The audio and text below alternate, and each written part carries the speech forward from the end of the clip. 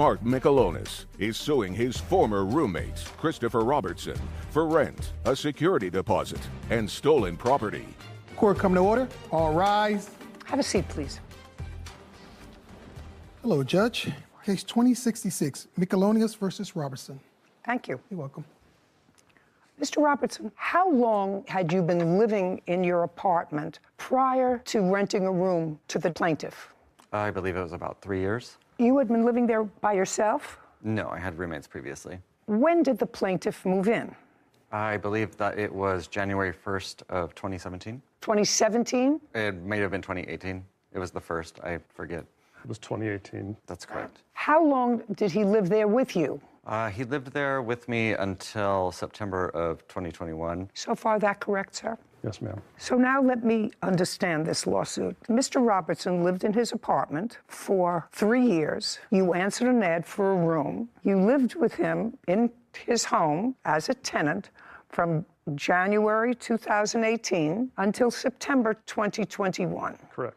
At that time, there was a dispute. Probably we'll get into that in a moment. There was a dispute. During part of that time, Mr. Michelonis, you did not pay rent. Is that correct? During COVID? That's correct. For what period of time did you not pay rent? Well, Give me how many months did not pay rent? there was, You don't have to think out loud. How many months between January of 2018 and September 2021 did you not pay rent? Give me a number. That's a number. 4 months. Some months I paid partial rent. But there were 4 months that I did not pay any rent. 4 months, no rent. And how many months did you pay partial rent?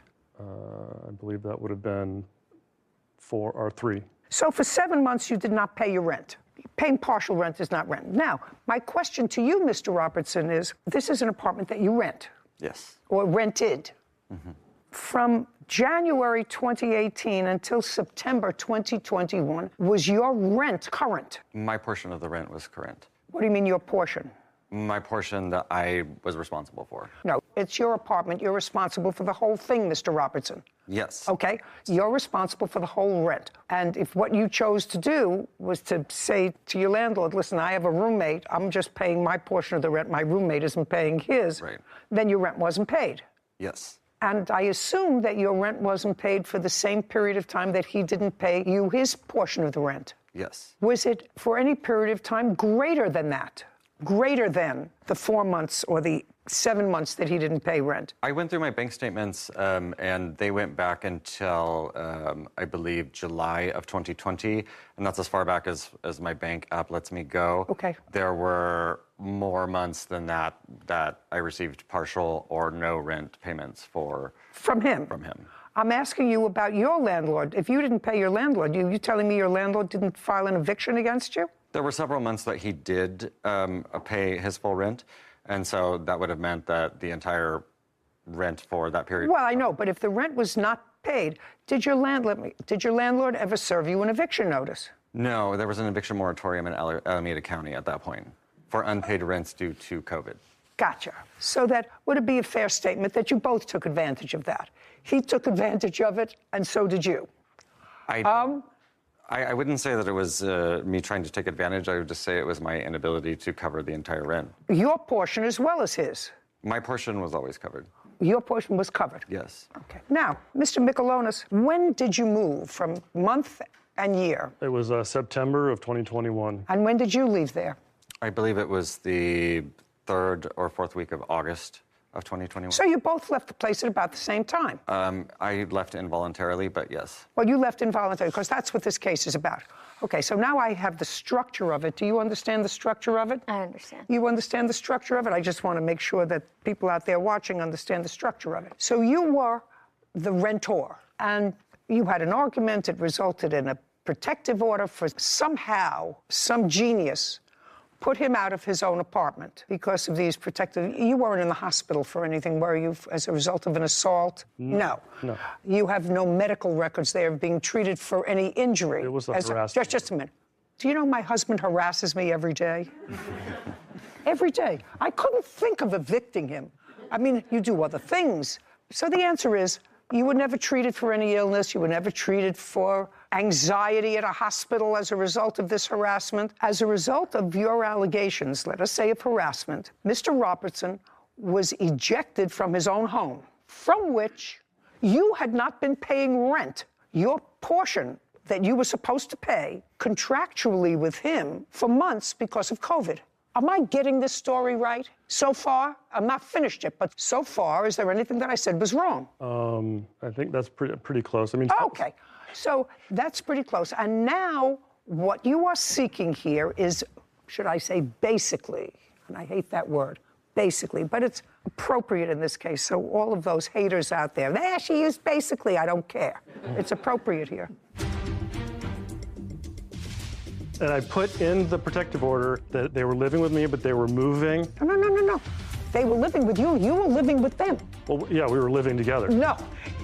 You were living with the defendant. He wasn't living with you.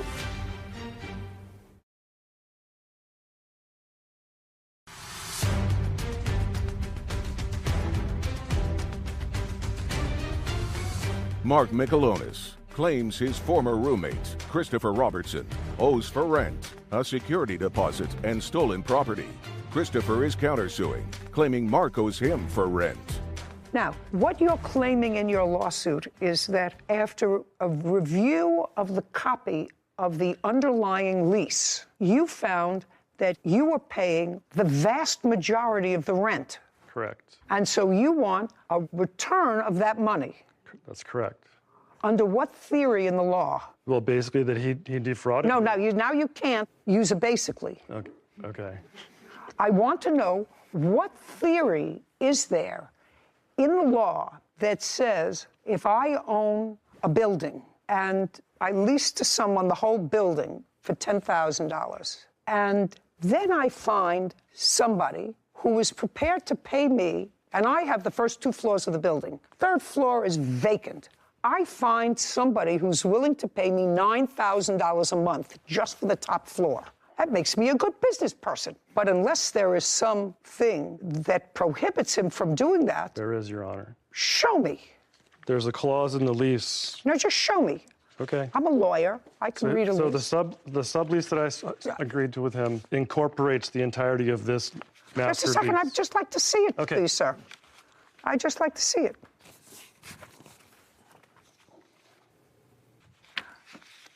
I assume you've highlighted what you want me to read. Correct. Okay. So what you're pointing to is that the landlord, his landlord, was not advised that you were subletting. No.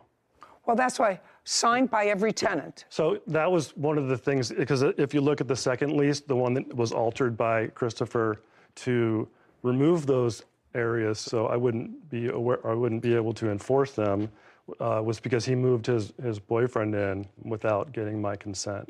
And so it says in there that he needs written consent. I understand that that doesn't apply to me, but he thought it did. And so he used whiteout on the other lease that I gave to you to obfuscate those terms. I don't know how to put this to you, sir, other than to say, let me backtrack. What kind of work do you do? I'm a web developer. You work for yourself or for a company? I do. I'm an independent contractor. How long have you been doing that? 2 years. Prior to that, what were you doing? I was a system administrator. For whom? For a small company in San Francisco. How long did you work for them? 6 years. So for 2 years, you were an independent web developer, and you're still an independent web developer. Correct. And that's how you support yourself. Right. So you work out of your home. Right. And you've been working out of your home, you said, the last 2 years since 2020. This is 2022 or 19. Right. What do you mean, right? So it would have been. When you moved in 2018, were you an independent contractor? No, I was going to school. You were going to school? Right. For what? I went to. Just a second, for what? For web technologies. It was a program for web development technology. Did you go in person? Yes. It was an intensive. For how long? It was 3 months. It was 8 hours a day. Okay, so you went to school for 3 months. Right. During what period of time? January 2018 to end of March 2018. Okay, and at that time you were living with the plaintiff? Correct. Okay, so you needed a room for that 3-month period. And after that time, you supported yourself by being your own boss, by developing websites. It took me a while to find a job, but yes. What do you mean it took you time to find a job? The interview process to get work, I was interviewing, it was very hard to break into that industry. And so what did you do? So I started taking on independent work. So you never actually got a job outside of the independent work that you did? That's correct. So you support yourself by doing web development out of your home? Yes. So you used the home that you were living in, that room that you were renting, for not only your personal business, but you operated a place of business out of your residence. Okay. What do you mean, okay? Yes. Yes. I just want you to see how ridiculous you are. You want $10,000 because you overpaid what you consider your fair share of the rent. That's not going to happen. You come here, you didn't pay rent for at least 7 months because of COVID. You were working according to you. You were a web developer, still are. It's 2022 because you have no other job other than being a web developer. You stopped paying rent. You moved out after he did, correct? Well, did you pay? I'd like to correct in the something. month that you lived there, when you had put him out of his house because they were moving out. I did not put him out of the house. I thought that was a protective order. It was, but they were, and I put in the protective order that they were living with me, but they were moving, and so. No. They were living with you. You were living with them. Well, yeah, we were living together. No. You were living with the defendant. He wasn't living with you. You were renting a place, although you weren't paying rent from him, and the underlying landlord wasn't getting his money, all of his money, because he wasn't getting your money. And what's coming to me is that somebody got stiffed with rent, and that would be the landlord who rented you your place where you were living, because you didn't pay him the whole thing. You didn't pay him the whole thing. And now you want me, you're asking me, to award you $10,000 for overpayment of rent. Your Honor, could I clarify something? The times when I didn't pay rent, I was not working. It was during COVID, so the first couple months of the COVID lockdown, I lost all of my contracts, so I didn't have any money. And so I was using there was a COVID process where you could, basically say that, There's no basically in there, only I used it once. So I did not have the money to pay rent. I was not just making money and not paying rent. I would not do that. I was broke. All of my contracts dried up because nobody had any money. I was working for small So what are you companies. suing him for now? The government was very good to you. This is a very interesting America. It's a rent forgiveness, a rent moratorium.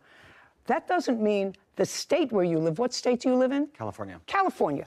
That doesn't mean the owner of this premises was given some sort of a break that they didn't have to pay for utilities, taxes, mortgage on the building, because it's used as a business. As far as I know, there wasn't a moratorium on that, but there was a moratorium on two seemingly able-bodied people to say to the landlord, I can't pay my rent. To add insult to injury, you think that I'm going to give you $10,000 because he charged you more than whatever the 3rd or 40% of your occupancy of the apartment, and he shouldn't have? That's not going to happen, sir. So forget it. I've been here a long time. If a landlord is owed $5,000, yes, he doesn't say, well, tenant owes me $5,000, but his apartment was clean. I'm going to give him back his $2,000 security deposit. That doesn't happen.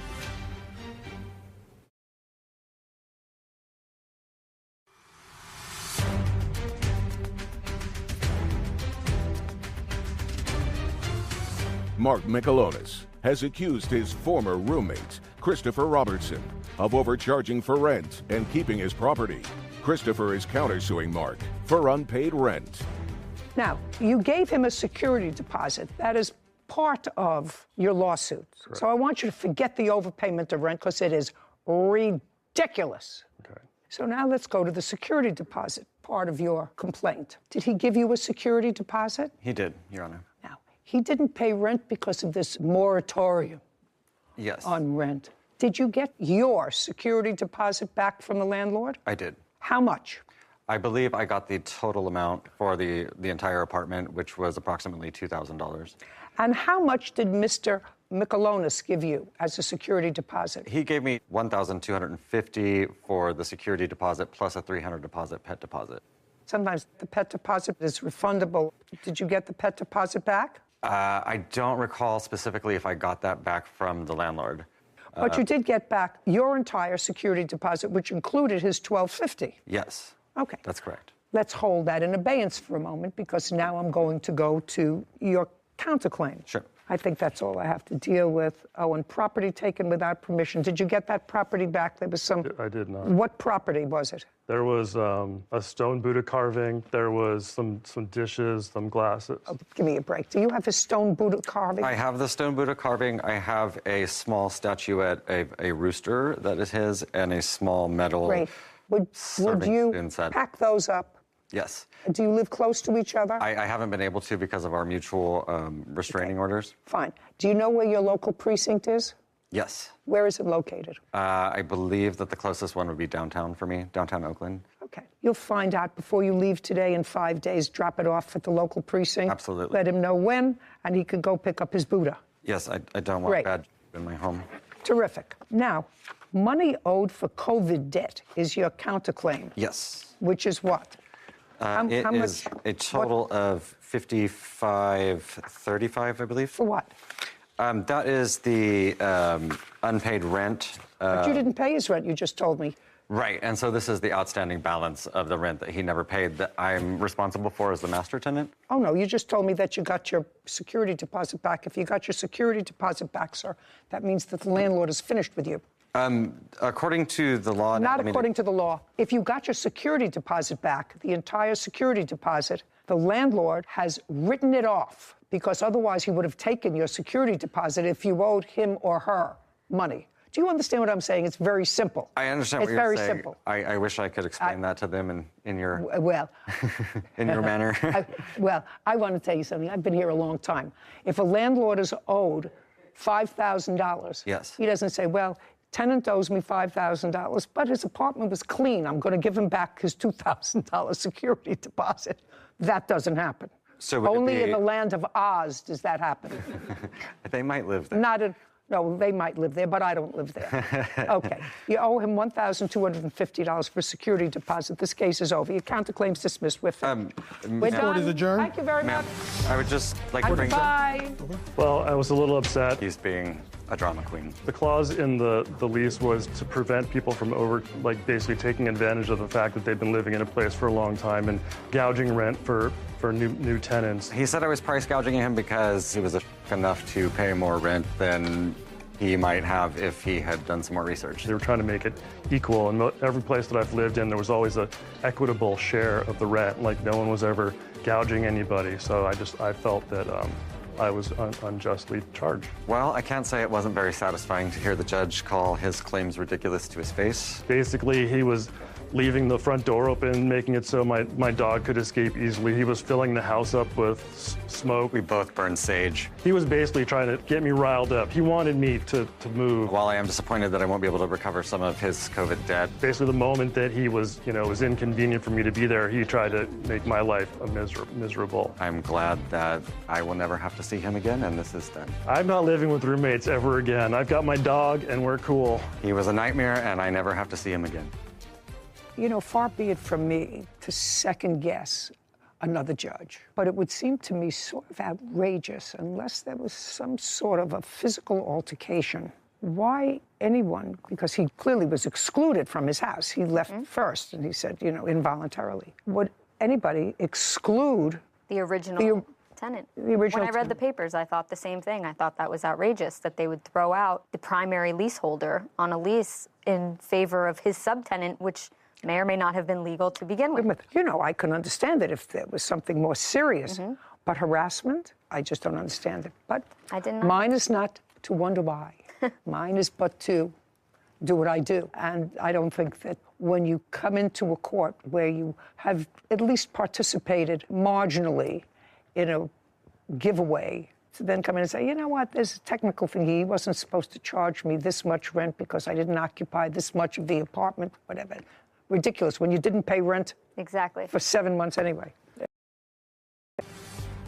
Alan Lukowski is suing business owner Gene Clunn for a semi-automatic rifle. Court come to order. All rise. Have a seat, please. Hello, Judge. Case 2055, Lukoski versus Clune. Thank you. You're welcome. Mr. Lukoski, am I correct that you own or manage a shooting range? Yes, it's a target range. It's on my own property that I own in northern Minnesota. And it's licensed to do commercial target shooting? Not necessarily. What I do is... What is not necessarily? What does that mean? Well, for 19 years, I have been a firearms instructor for the permits to carry for the sheriff's department in my county. Okay. So I don't believe that the training is good enough that the people are getting to be able to carry handguns on the street. So I give them a free additional training session at my range. You also sell guns? I do not sell guns, no.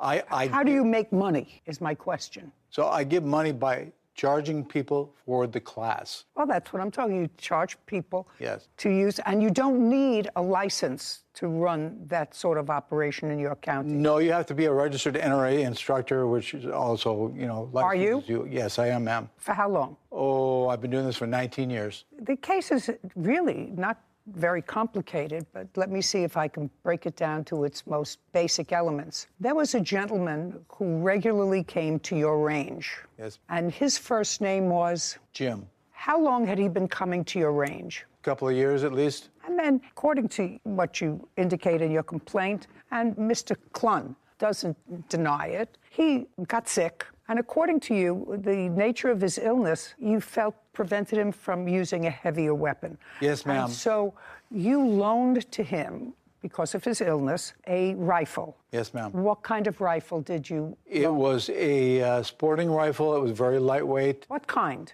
It was called a PS-90. That was the model. PS? PS as in Sam, 90. Would you take a look at that, Sarah, please? I have a picture of it, Your Honor, if you'd like to see one. I would. It's very unusual. Thank you.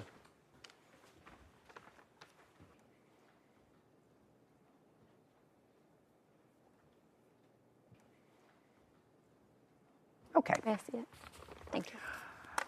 And on approximately what month and year did you loan Jim this gun? Well...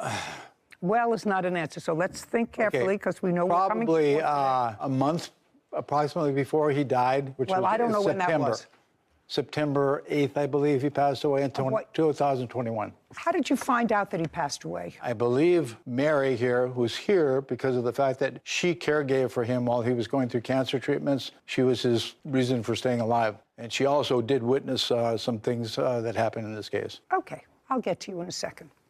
So he passed away on November 8th. He died on September 9th. 9th? Yeah. Okay. And okay. Prior to his passing away, Jim and Mr. Clun had some business deal. And Mr. Clun believed that Jim owed him money. So far, right? Correct. And after Jim died, Mr. Clun went to Jim's home and took several things from the home to satisfy that debt. No, I did not do that, Your Honor. I never came back to the house. I never took anything. Everything I received prior to his death. Okay. Tell me when you received the gun that belonged to Mr. Lukoski. Looks like 5/20/21. Can I see what you have that indicates that you received the gun in May? Because you gave it to him about a month before he died? Approximately a month. Well, could have been a little longer. It had to be longer. Okay. I picked it up the 5th month. In May? Yes. Okay, and you couldn't have given it to him in August? Yeah, you're right. It had to be before then. Okay. And tell me the circumstances, because that's what this case is about. Mr. Lukoski claims that it was his gun. It was a loan. You had no right because you took it. You got it, evidently, you want to tell me, from Jim, and then subsequently sold it. Yes. Yes. Okay. So I want you to tell me the circumstances surrounding your getting possession of this gun in May of 2021. Jim was in need of money, so I loaned him money, and in trade for the money as collateral, he said he would... Okay. And I'm going to let you tell me this because Jim's not here, so I'm going to have to get more specifics from people who were his caregivers to buttress what you're saying to me. He needed some money. How did you know him? Best friends from high school. And you remained friends? Yes. How did you find out that Jim needed money? Jim called me up, and he was getting scammed, but he wanted the money, and he told me he was getting scammed by whom? I don't know who it was, but anyway, I would give him $2,500. he would go to the post office and mail it somewhere. But every time he did that, I would receive collateral of motorcycles or guns. Just a second. I want you to run this by me. Jim called you and said, I'm being scammed? No. I think he's being scammed. I don't care what you think. Okay. What you think is unimportant to me. I want you to tell me the circumstances surrounding the money that you gave to him. He called you and said... He needed to borrow money. I borrowed him the money. No. I need to borrow money. Had you ever loaned him money before? Yes. Often? No. In the last year of his life, I did probably a half a dozen times. Just in the last year. So when he called you and said, I need to borrow some money, the reaction, even from a best friend, would be, of course, if you need money, tell me why. Right? That's a natural question. And so that's what you asked him. Tell me why. And I asked him that question, and he said he was going to be receiving $1 million or $2 million in the next few months. Okay. So you brought Mr. Lukoski's gun back to Jim while he was alive? No, I sold the gun. Keep going. So you sold... This was... Just tell the truth. You don't have to have a good memory.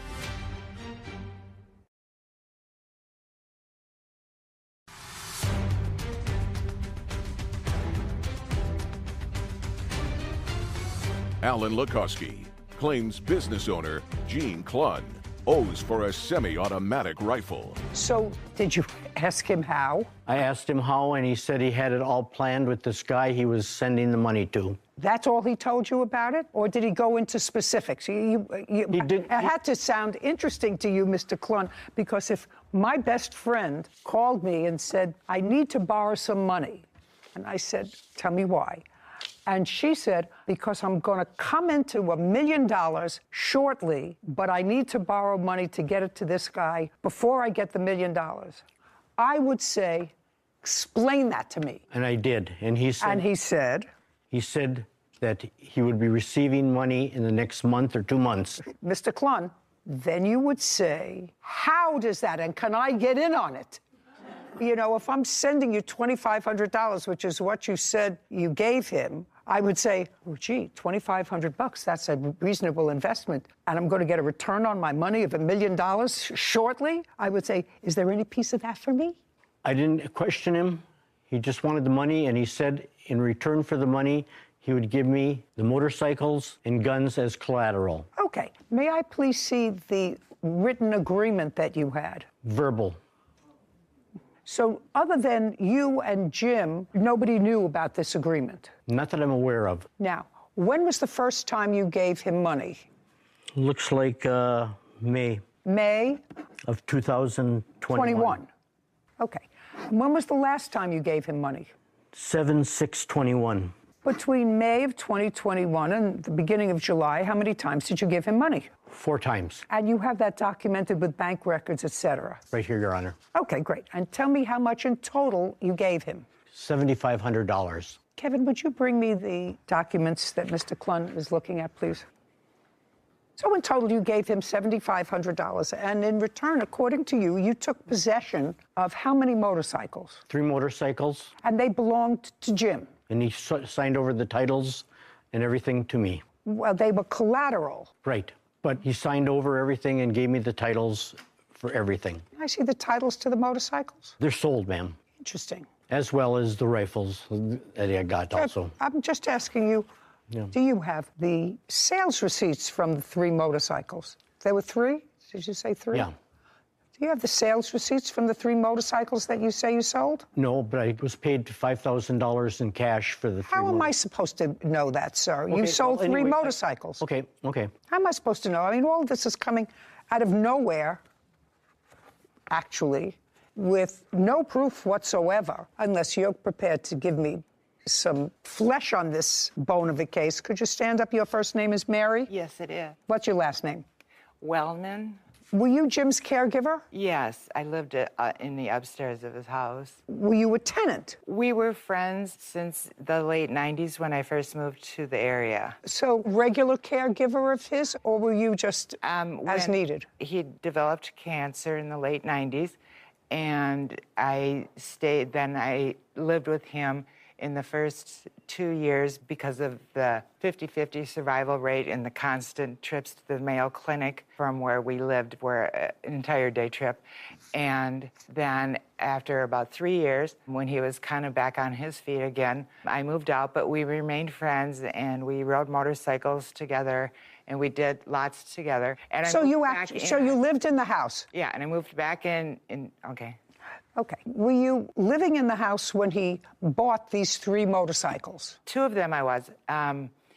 A dual sport that he had changed or upgraded to ride a little bit more rough terrain, possibly into Canada. Okay, just to... Okay. Yeah. That much flesh on the bones I don't need. Okay, I'm sorry. Did he buy them new or used? He had bought them used. In approximately what year? Well, would have been during the cancer, and so it approximately 2000 to 2003. Do you know anything else about his dealings with Mr. Klun? I do know the motorcycles were in the garage when Jim died. No, they weren't. Don't.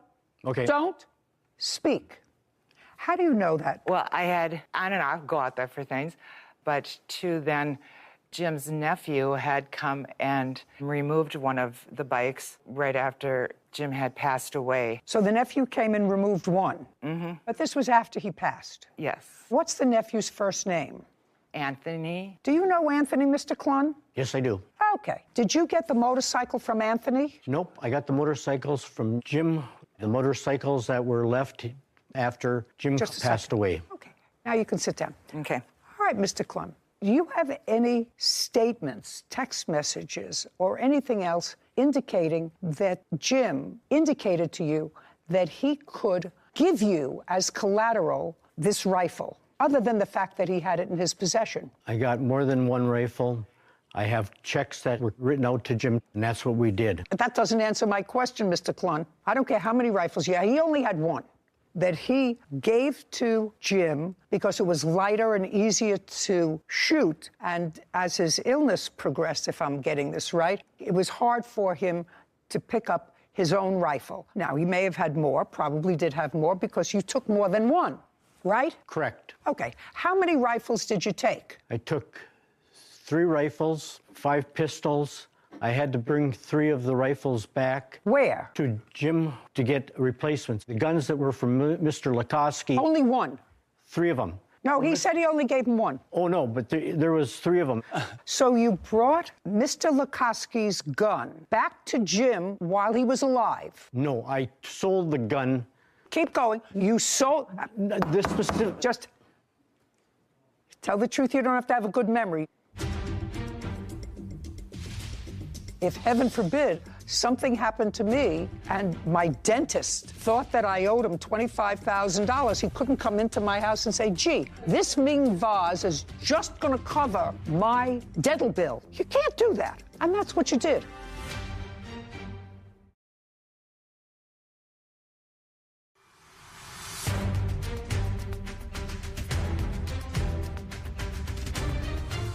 Alan Lukoski is accusing business owner Gene Klun of selling his semi-automatic rifle without permission. Keep going. So you sold it. You didn't take it back to him to get a replacement. No, to Jim. You misunderstood. The gun that Mr. Lukoski had, I kept that one. The one that belongs to Mr. Lukoski, you sold it. Correct, because... So, just a second. Sold it to whom? The gun dealer in Virginia, Minnesota. Great. And for that, you have a receipt. Yes. I'd like to see it. I left it at home. Oh. Your Honor, Mr. Klun. Oh, Mr. he Klun, has it right there. let Mr. Klun, he doesn't have to prove anything to me. I believe that you resorted to self-help to claim a debt. If it's true, and you did, in fact, give him money, I actually don't believe that a guy like you would give him all this money without trying to find out what the scam was, or at least tell him, Jim, it sounds to me like you're being scammed. Somebody in Transylvania sent you an email that said a long-distant relative of yours died and left you $1 million. I need $2,500 in order to clear the paperwork to send you $1 million. And I will keep a little piece for myself for finding you. You know how many of those everybody gets? I don't know why people still believe that, but you evidently believed that story 4 times. And not once did you say your friend who was dying of cancer, Jim, this is ridiculous. What you're doing is just throwing good money after bad. I don't understand why you didn't say that to him, or if you did, you would not have said to him, unless you had something to gain, which clearly you did. You sold the motorcycles. You don't have any proof of what you sold them for. You expect me to take your word for the fact that you sold them for $5,000 in cash without proof. He owed you, if I were to believe you and these checks, $7,500. You sold the motorcycles, you sold guns, but unfortunately, one of the things that you sold belonged to the plaintiff. And when somebody dies, there is an estate. There's a judge who decides what property there is. You know, if heaven forbid something happened to me and my dentist thought that I owed him $25,000, he couldn't come into my house and say, gee, I like this Ming vase. This Ming vase is just going to cover my dental bill. You can't do that. And that's what you did. You sold property. You may have had a claim against his estate if he, in fact, owed you money, and if the estate went to probate. I don't know. Did he own a house? Yes. Yes. Did he have children? No, he left the house to me. Okay. So he had an estate. Clearly, there's money in the estate because he left a house that has some value to someone else. So you cannot, Mr. Klum, resort to self-help. And Mr. Lukoski is going to show me the value of the gun that his... Yes. May I expound just a bit on this gun? I don't care about the manufacturer. I don't care about the gun. I don't care if it's a crown in my mouth. What's the value of the gun? The value of the gun at the time that this man took just give me an answer. It was $3,000. It's gained in value. Okay, well, who cares if it's gained in value, sir? I'd like you to show me where the gun is valued at $3,000. Did you look it up? I did. I have it. It's listed from the same photo. I found the website listed for $2,500. Okay. My law clerk found an ad online. Now you're going to show me what you want to show me, that the value is $3,000. Let me see it, please. May I say something else about this gun? Not until I look at this. I don't know what this is. Immediate checkout credit card. What is this? Look at the very top, please. I see what this is. I want to see what you paid for. This is something that's on sale, starting bid. It's just a typical price of what they sell for on Gunbroker. Okay. $2,500? Yes. Okay. Judgment for the plaintiff in the amount of $2,500. We're finished. Thank you. This court is adjourned. I'm pleased at the outcome because the information needed to be exposed that there was something terribly wrong. Somebody waits for 10 months and finds out his gun is missing. Too many different people, and no one had the same answer from him at any time. Something's wrong. I don't think he had a choice. There was the only way he was going to win his case because everything's based on mistruths. I could not get my mind around the defendant to have a friend since high school that you're best friends with, you remained good friends with. If one of my best friends came to me and told me, hi, I just need to borrow $2,500, I'm going to be a millionaire 2 months from now, I'd say, are you crazy?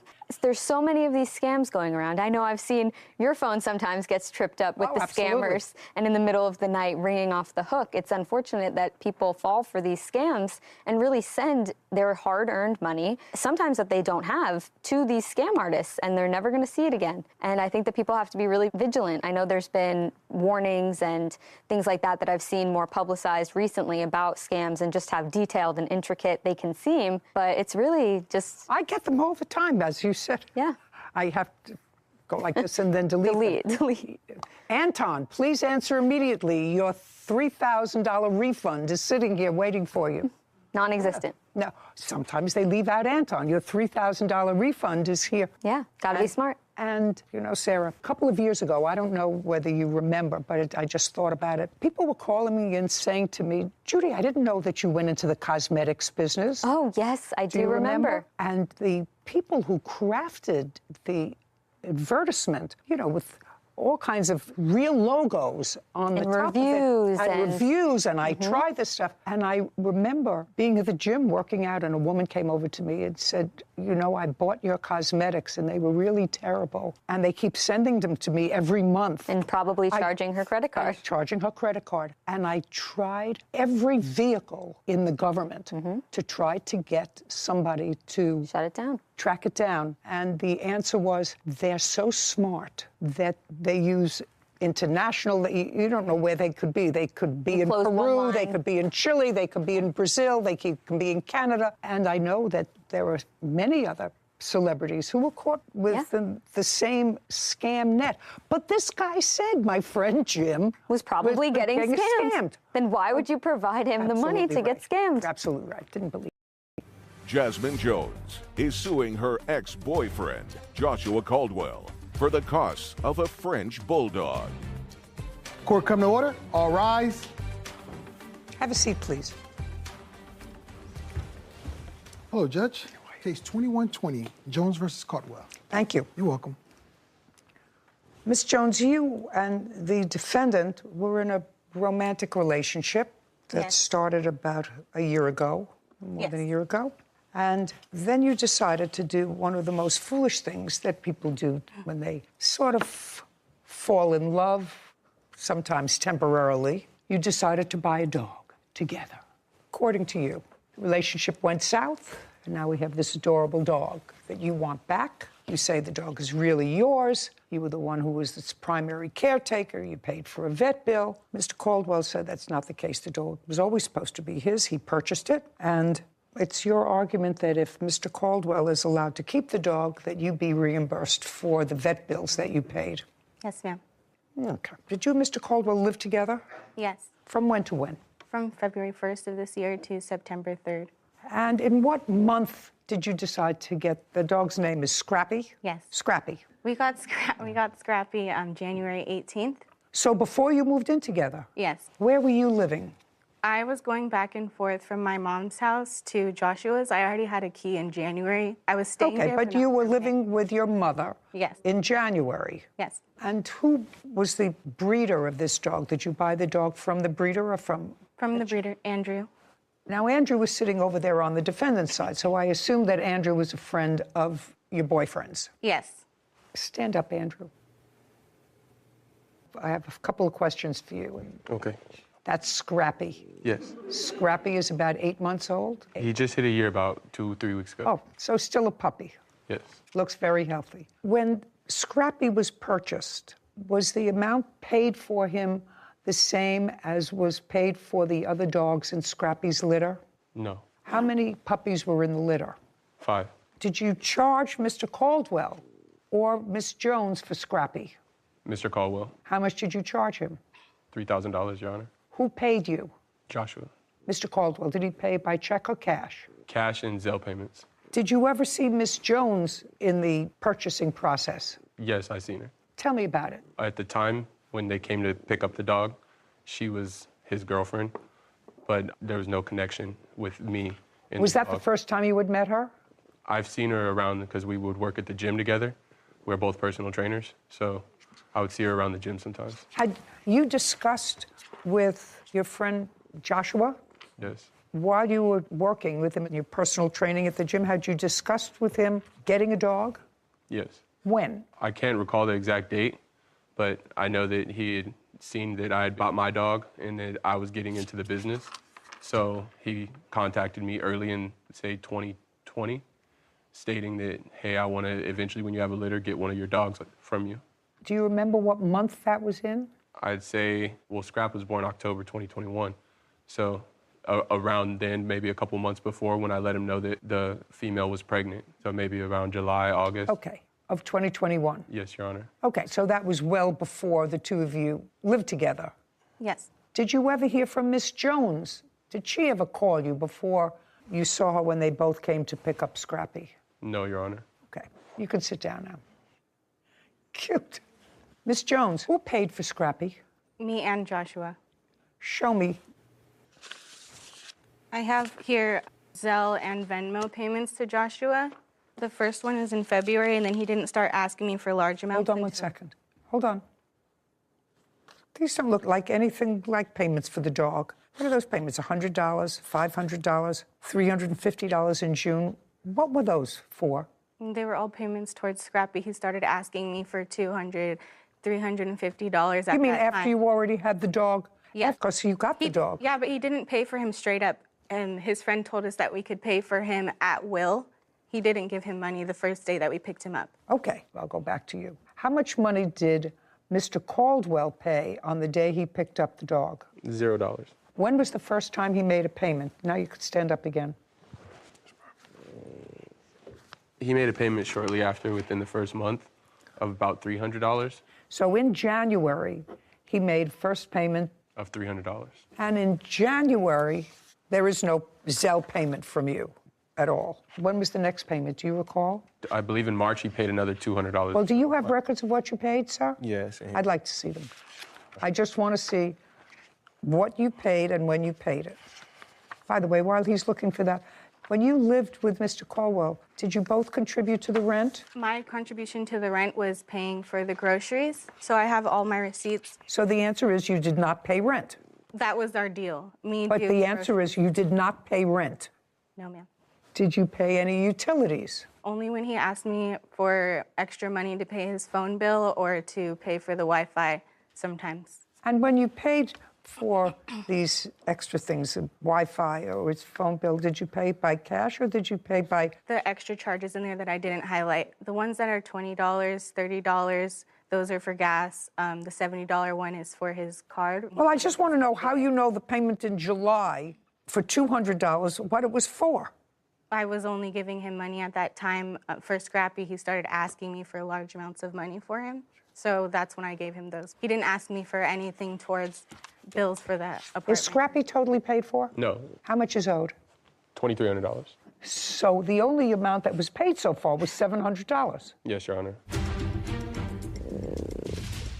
This is what happens, because relationships come and go. You know, 50% of the marriages in this country fail. So why would you think a relationship is going to last as long as a French bulldog?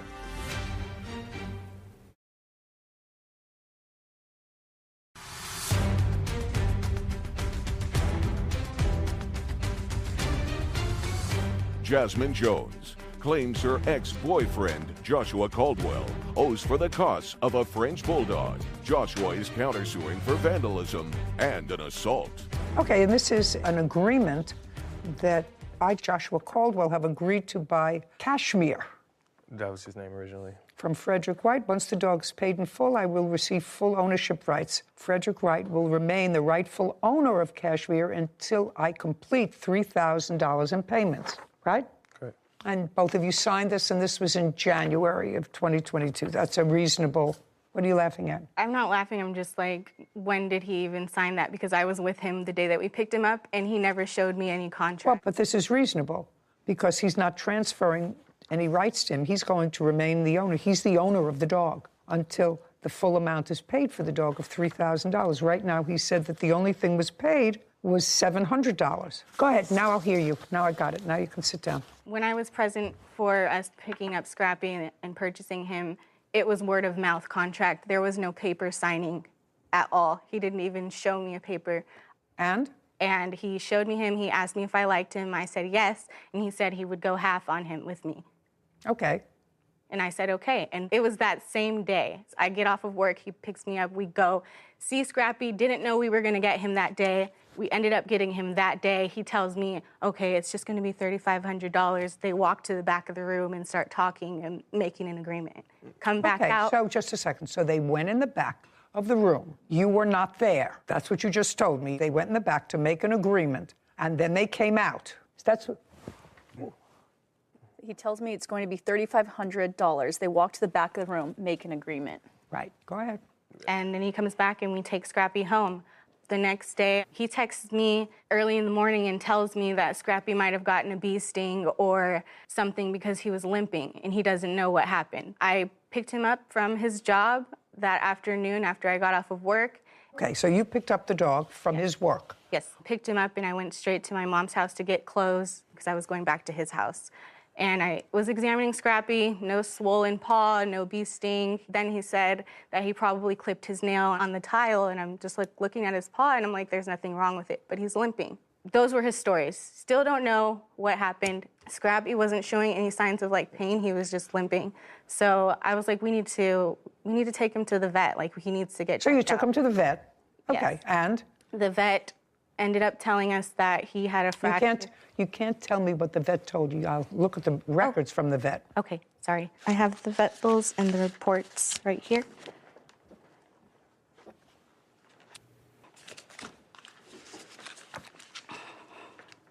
Did you pay any part of these vet bills, sir? Yes. Which parts? I didn't have any record of it because I didn't see it coming. I honestly didn't know what happened to his elbow. Andrew was there as well. We were both kind of like, we don't know. So I found out after going to the vet that Frenchies have a ligament in their elbow, and this happens often. No one is suggesting that anyone abused the dog. Okay. Oh, That's not the suggestion. My question was a simple one. Did you pay any of these vet bills? They're about $1,600. Yes. I just don't How much have did you pay? any record of it. What? He's lying. I didn't ask you to interrupt. You have to understand, Miss Jones, you can't have this dog. First of all, this dog doesn't belong to either one of you. This dog belongs to him until the dog is paid for. So far, all he's gotten for the dog is $700. $500 of that he paid for. But right now, I can't award ownership of the dog, but there's a contract that until this dog is paid for, the dog belongs to Mr. Wright. First name? Frederick. Frederick. You understand? Yes, ma'am. Simple. So you have a friend who has Frenchies, then I suggest that you go with your original plan, which is to buy a dog yourself. Not Now, the same. you have no proof that you paid any of these vet bills. I just have the medicine with my name on it. Well, the medicine with your name on it doesn't help. $1,600 in vet bills. And you have physical custody of the dog now, right? Right. And your agreement with Mr. Wright is that you don't get ownership of that dog until the dog is paid for. Yeah, I mean, I can't enforce your contract with regard to Miss Jones. The dog was not paid for. I've already offered to pay him for the remainder of whatever Josh hasn't paid him. The contract is with Mr. Caldwell, not you. So that's what happened when foolish young people decide to own a dog together. And they're not married, they don't even live together. Right. This is what happens, because the relationships come and go. 50% of the marriages in this country fail. So why would you think a relationship is going to last as long as a French bulldog? It's sort of ridiculous, and I've advised against it for the last 25 years. Nobody wants to heed this. So I'm faced with a situation where, when did the two of you break up? I left on September 3rd. Well, now we're a couple of months, but...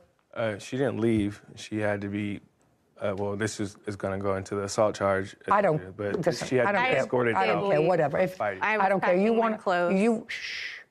I'll get to the counterclaim in a second. I will give it the same attention as I've given her claim for the dog. She's not getting the dog back. You have to, however, pay her the $1,600 that she paid for the vet. Do you understand? So that part of your petition is granted. Was the bill all paid? I'm still paying it off currently. We both agreed to apply for care credit together, and whoever... But it's your bill that you have to pay. If you work in accounting, you have a check, you don't want that garnished, so you have to pay it. I am paying it. You have to pay it. Okay. And he's going to reimburse you for that, $1,600. All right, now let's get to this counterclaim and make short shrift of it. Money owed for assault and vandalizing personal belongings. Let's start with the assault. Allegedly, the assault took place when the plaintiff came home intoxicated. I'm a kickboxer. On September 3rd, she came to my fight, and she dropped me off at home. That's a lie. If you say it again, what I'm going to do, if you interrupt Miss Jones, again, what I'm going to do is I'm just going to dismiss your claim, and you'll pay for these vet bills yourself. Do you understand? Yes, ma'am. Okay. Go ahead. She didn't like the people that was at my fight there, and so she had a couple drinks. She got to my house, and she started to fight with me, and I tried to remove myself from the fight, and then she started getting violent. So then I called her family to come pick her up, and they showed up maybe an hour later. In that hour, I tried to remove myself to another room. She went and got scissors and started to cut my shoes up. Then I had to try to grab my shoes and scrap and go into the opposite room, and she came in there and was trying to fight me. All the while all this happening, I'm recording her on video to make sure that I'm... You have that recording? Yes. I'd like to see it. This would be me asking her just to leave. This whole thing is out of retaliation. What are you about to do? Why are you hitting me in the face? Record me? Because I want my dog? Fighting me. She won't stop fighting me. I've asked her to leave. Explain that to me.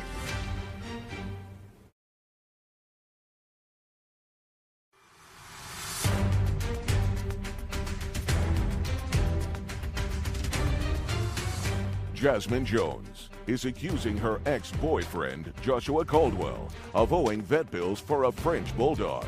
Joshua is countersuing, claiming Jasmine assaulted him. Okay. You have that recording? Yes. I'd like to see it.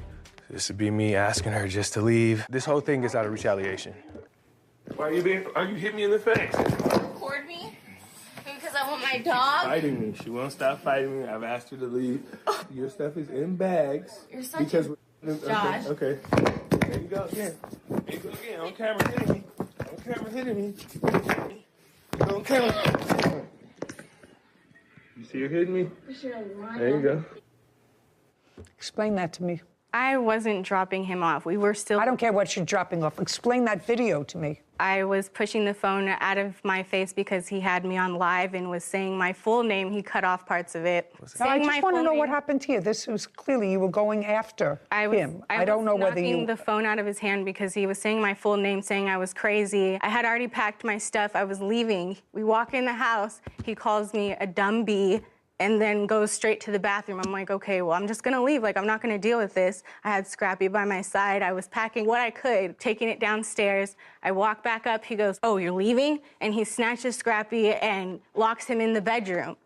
And then when he goes to open the door is when I barge in. I'm just like, give me my dog so I can leave.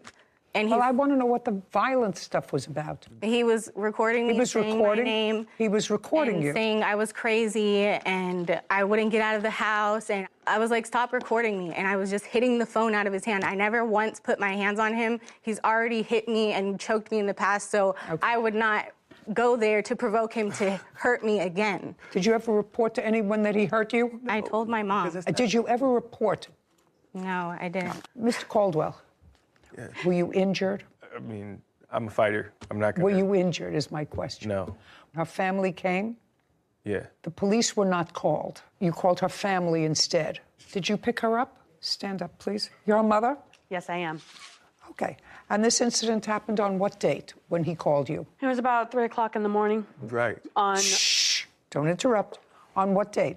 Labor Day. Did you go to Mr. Caldwell's home? Yes, I did. What time did you get there? Probably almost 4. Had Mr. Caldwell ever called you before with regard to picking up your daughter, or that she was... No. No. So this was a first? Yes. Now, when you got there, I want you to describe what you saw. She was crying. She was upset. And I told her, come on, let's just go.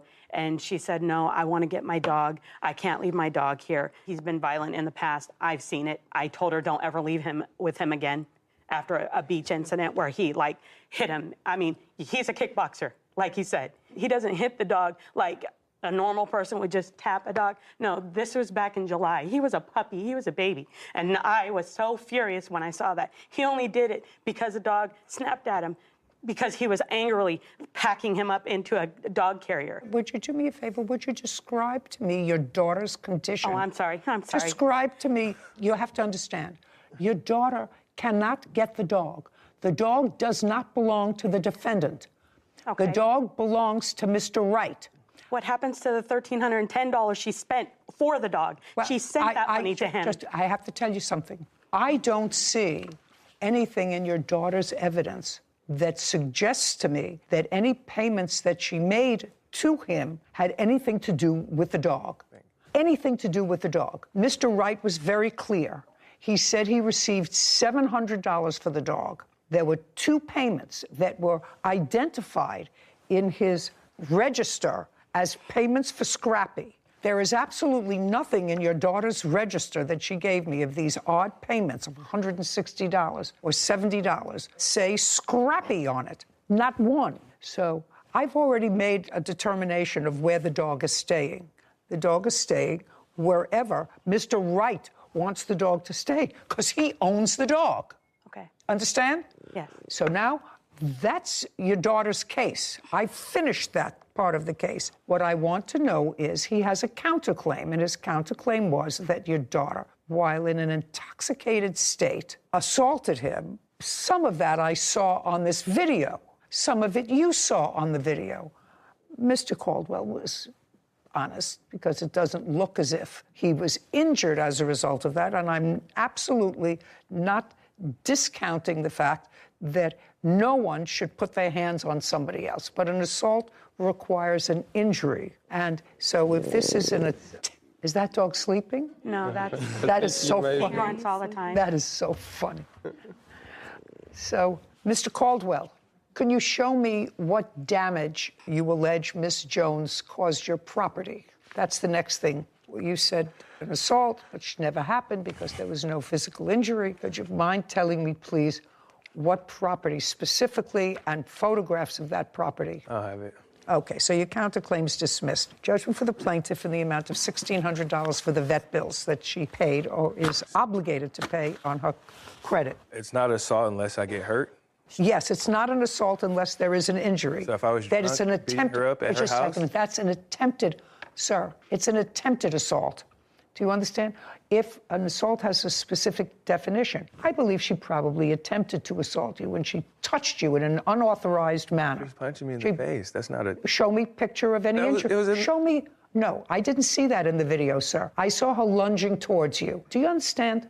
I saw her lunging towards you. I didn't see her hit you. I didn't see a photograph of any injury. I didn't see a police report where you reported any injury. Report incidents with her being drunk and fighting other men. Oh, okey-dokey. Did you understand what I said? An assault requires injury. An attempted assault does not. And attempted assault is a crime. But it's a crime which I choose, because of the circumstances here, not to consider and not to award you any cash award because you were not injured in any way. So unless you have photographs of the pair of shoes that you say she cut or something else, I'm dismissing your counterclaim. We got it? Good. Okay. Judgment for the plaintiff in the amount of $1,600. Thank you very much. This court is adjourned. Scrappy was not just like a dog or a pet, like he was my support. I mean, it was fair. Obviously, she had nothing to do with the dog. It's expected because he lied the entire time that we were together. And that's a lie. Him not to have given him any of the money that I put towards Scrappy. She literally just got all the transactions that we've ever done between each other on Venmo or Zelle and brought that to court. Now I just think like he was pocketing that money the entire time. And that's why it was dismissed, because it wasn't valid at all. I disagree with you a little bit on the countersuit of the assault charge.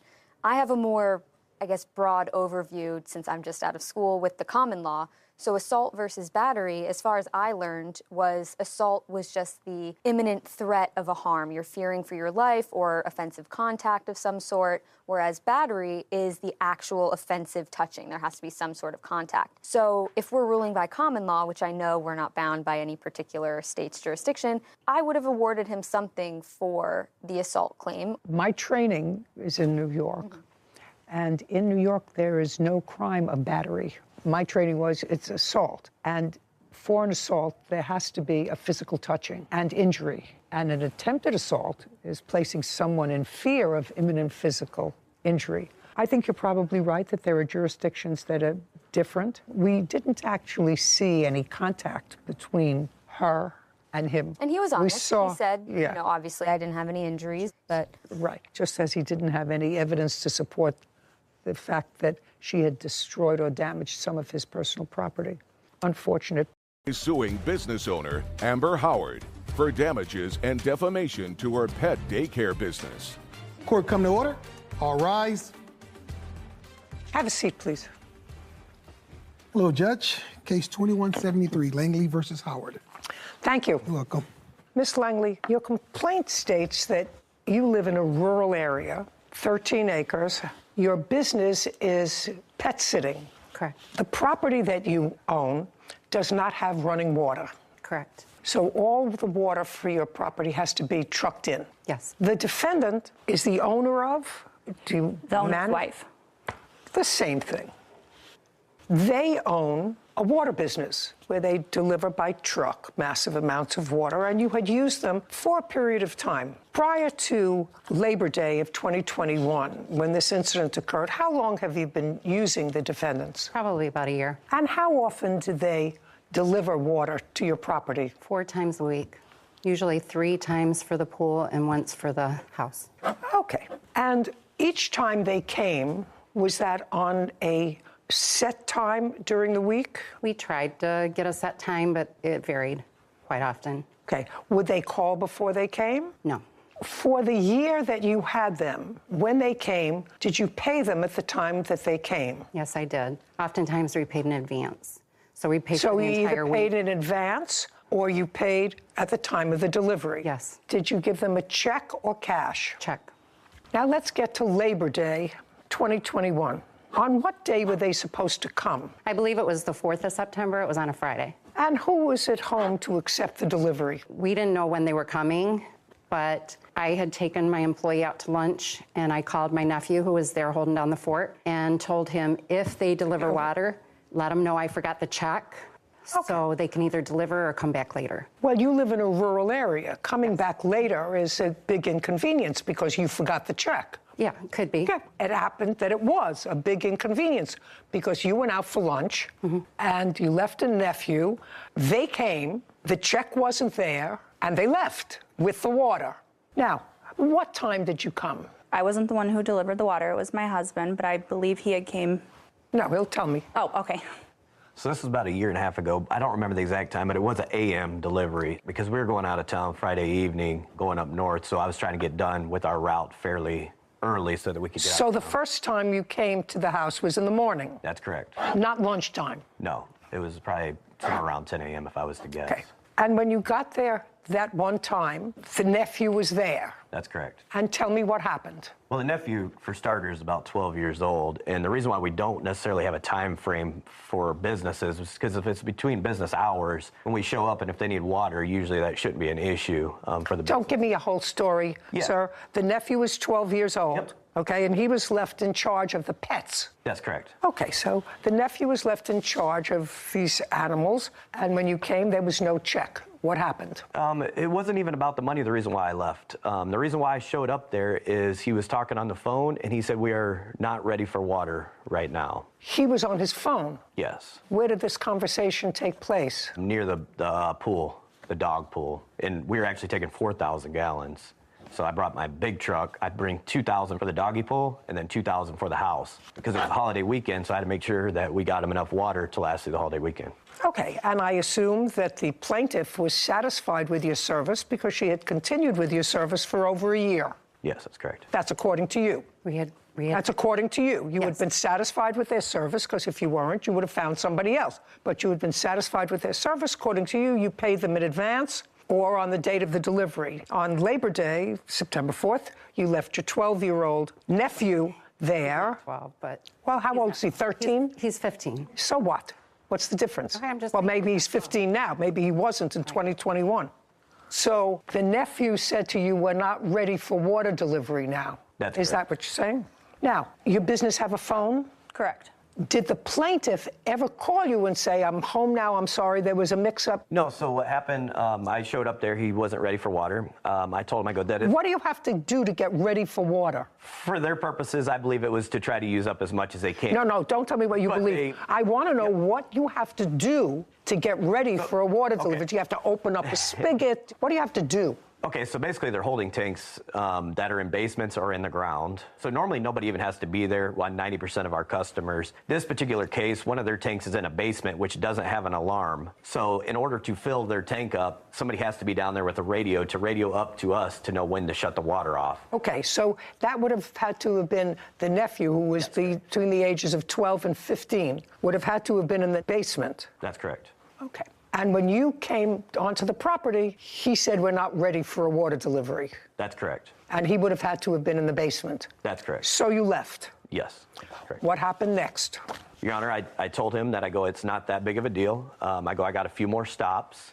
I'm going to go do those stops, and then I'll come back. And then hopefully you'll be ready, and your aunt would be ready for water at that time. So I went and did my 2 stops. So I used up another 4,000 gallons. I filled back up. Went back to their house. At this time, it was probably somewhere around 12. And again, he said, we're still not ready for water. So you went back again at noon? Between 12 and 1, I would say. And the plaintiff wasn't home? That's correct, again. How many hours passed between the first delivery and the second? It takes me about 45 minutes per stop, and I know I did about 2 stops, so about an hour and a half it took me before I was back there. And for that hour and a half, she didn't come back. So it was either a very late breakfast or a very early lunch? That's correct. Okay, so now they go twice to deliver water to you, and you're not there, and neither is your check. So now you tell me what happened next.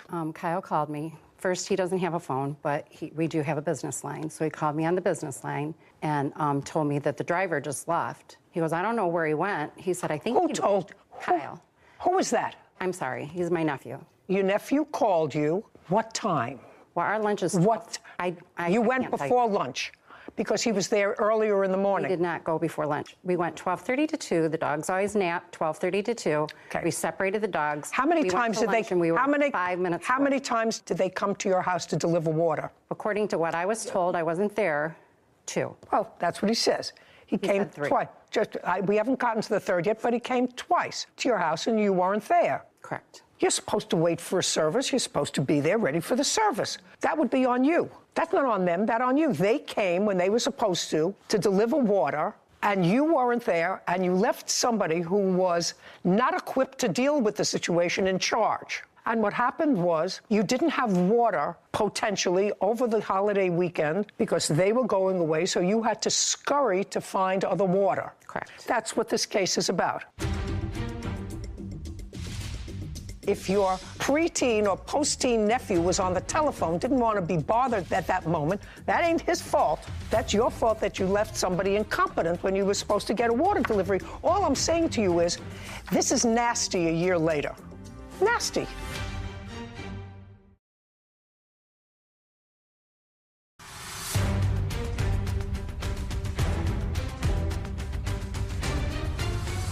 Brenda Langley claims business owner Amber Howard defamed her pet daycare business.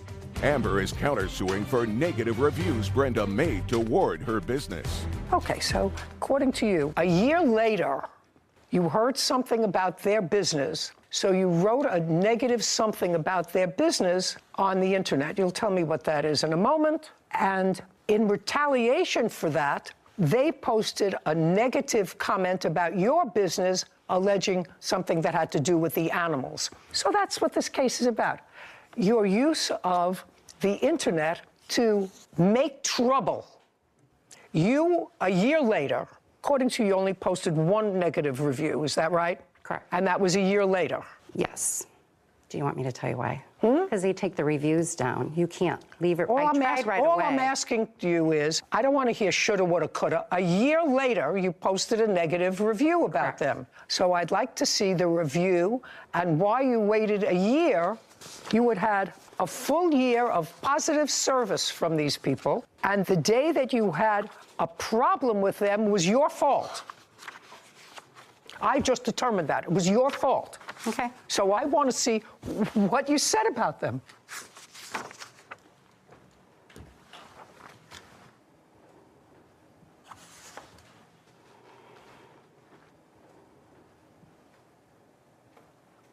Miss Langley, so I read this thing. It says, funny how this shows up as a recommendation. Apparently, they took the rating system off their page. They were always shorting us on water for the pool. Well, you used them satisfactorily for a year. So I think that that's baloney. We had a couple run-ins over it. Once when I complained, the driver said my nephew told him to stop. What is that about? Once when you complained about what? About the pool being short on water. Just what did your nephew have to do with them? Your nephew is hardly a teenager. What did your nephew have to do with discussing Nothing, things really. with the bro? Nothing. He would help them sometimes bring the hose in and things like that, but he was just a helper every once in a while. Well, what does that mean? He didn't have anything to do with it. Once when I complained, the driver said my nephew told him to stop. Video surveillance proved he was lying. No one ever approached him and no one spoke to him. I showed the owner the video and he didn't seem to care. The last straw was when the owner, that would be them, left for a holiday weekend and we had no water and low pool water. Well, that would be your fault. You don't say that here. It just makes it appear as if they left and left you high and dry, but they came at least twice, he's going to tell me a third time probably, to deliver water, and you weren't there. When my nephew asked if we could pay next week, he got in his truck and left. That's also your fault. If you would have communicated, I could have brought the money. We were 5 minutes away. Just a second.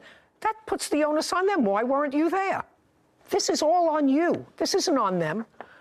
No conversation, no phone call, not even a curse word. I called his wife to find out what happened, and she said they were going out of town for the weekend. And you put in parentheses, too bad. Well, you're allowed to go out. You're allowed to go out for lunch when their delivery is coming without a check, but they're not allowed to go out for Labor Day for the weekend. I immediately called a competitor to bail us out.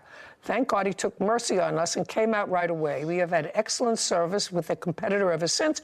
It could have been catastrophic to try not just to live but run a business with no water over the holiday weekend. You should have been home to get your delivery. And so, can I say something? Sure. I always paid. They knew I was good for the money, and nobody has to be there when they deliver water. We don't watch them deliver water, except for maybe in the house, and Kyle was there to receive it. Just a second. He just told me that one of the water tanks is in the basement. Somebody has to be there in the basement in your house. If your preteen or post-teen nephew was on the telephone, didn't want to be bothered at that moment, that ain't his fault. That's your fault that you left somebody incompetent when you were supposed to get a water delivery. All I'm saying to you is, this is nasty a year later. Nasty. And for no reason. I don't hear a reason why this a year later. You want to tell me? I had heard about some bad business practices, so it got me upset again. So I decided to look and find a way to put a review on. They had taken their reviews off the page. So immediately I wanted to put a review on there, but they have it down as a recommendation. Who cares? So that's when I left.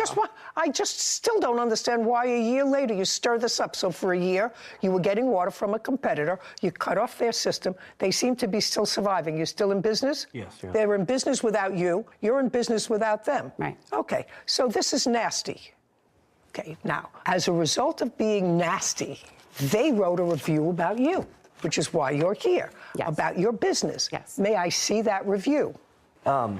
About her statement saying that she only gave us one bad review. We have proof that we have multiple bad reviews, not just the one, over that course of a year and a half. May I see, and I'd like to see them.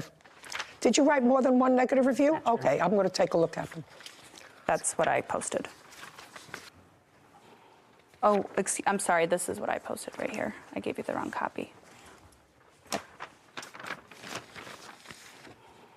Oh, well, this is a different one where you say last water haulers suggested we had to kiss whatever or they would not show. They rarely answered a call or a text in a timely manner. I was even late to a party posted at my home. I had zero water and couldn't shower, couldn't get in touch with anybody. The last straw was Friday. They dropped us on a holiday weekend and said that they would see us on Tuesday. I don't think that was a review, Your Honor. Was this not a review? I don't believe so. No, it wasn't a review. It was a comment. Yep. It was a comment. Mm-hmm. It was still out there, alive, out there. So it was really a tit for tat. You got tired? He wrote that review on my page, so I decided to write a true review about her page. Perfect. So did I get that all right? Good. A pox on both your houses.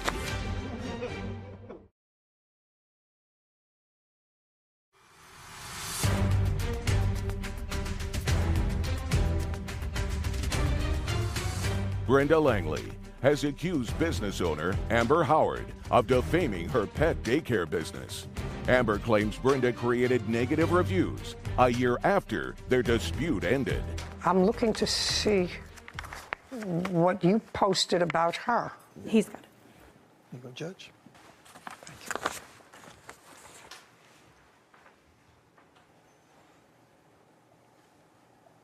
Okay.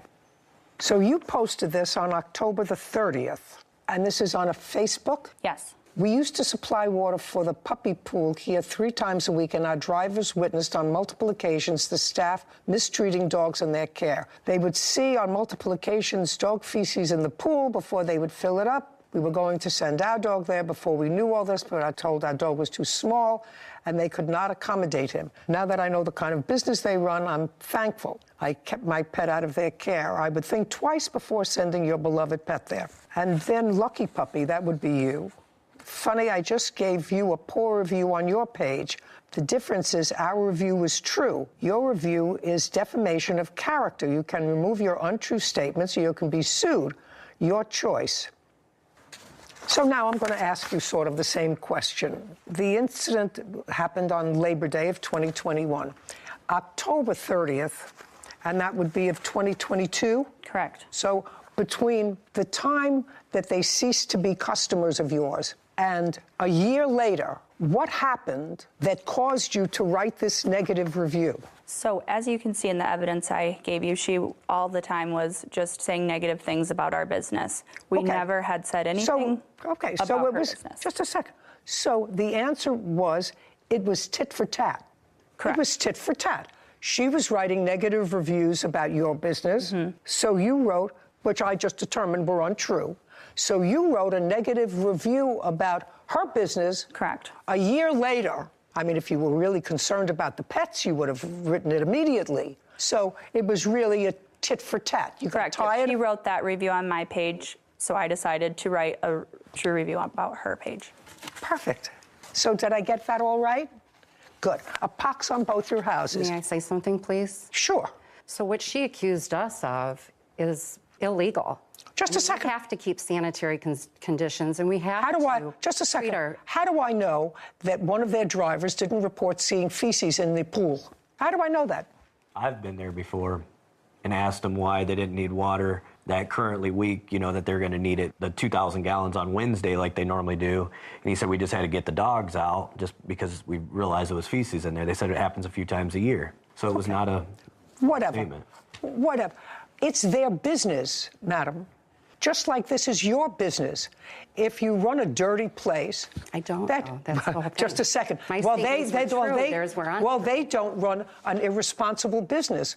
In your reviews, you're suggesting that they are irresponsible and also thieves, because in one of your reviews, you say they were shorting us on water.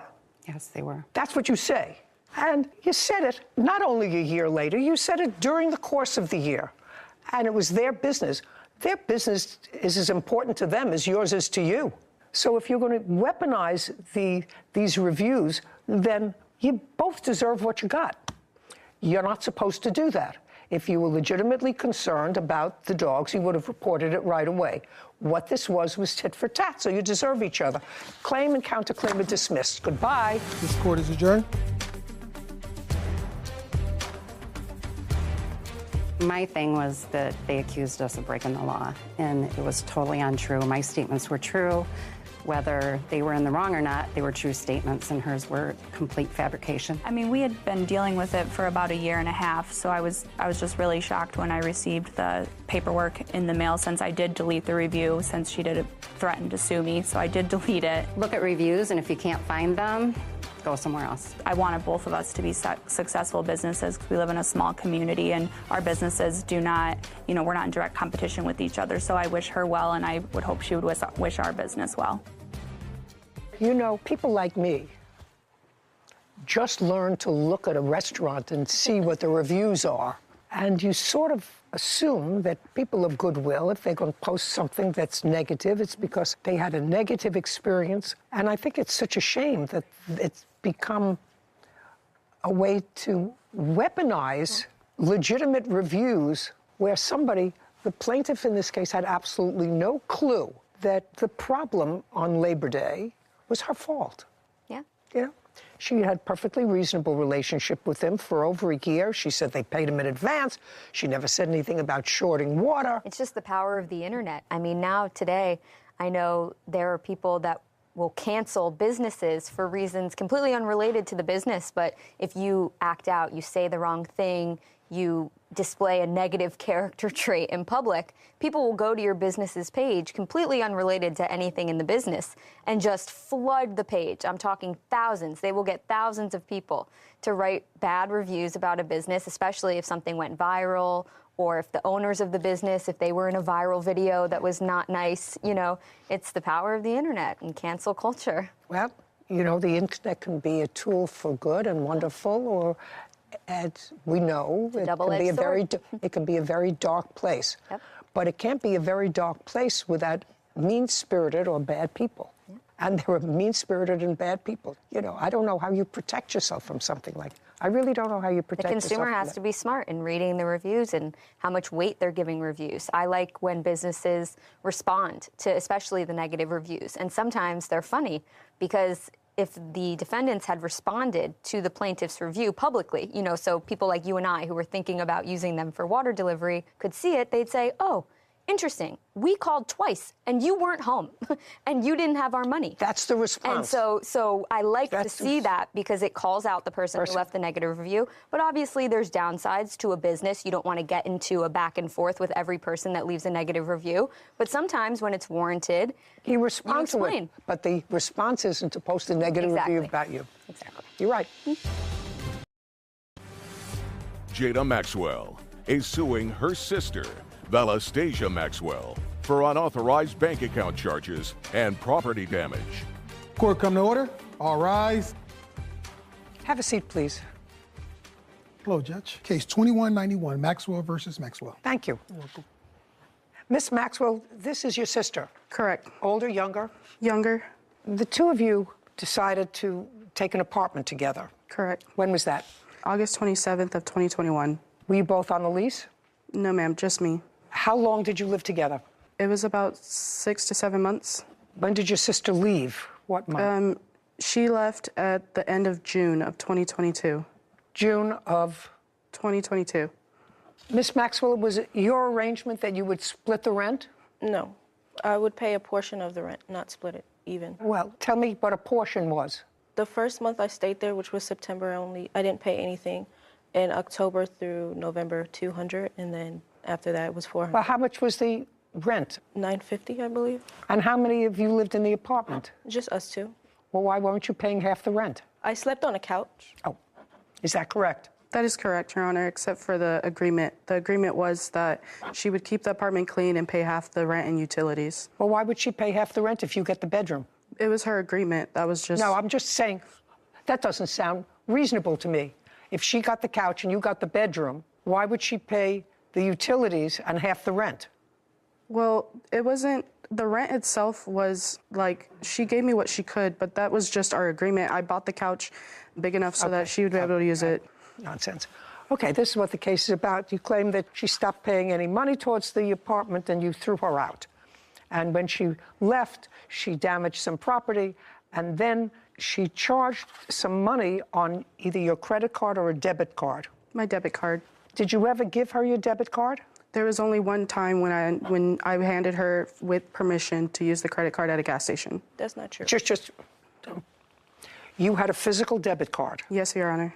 Okay. And the one time that you let her use it, I want you to tell me when that was and what that was for. It was within the time period of her living in the apartment. We were at a gas station and I was filling up. She went inside the gas station to purchase something because she didn't have money at the time, and that was it. That was the only time that I recall her ever giving her permission to use my card.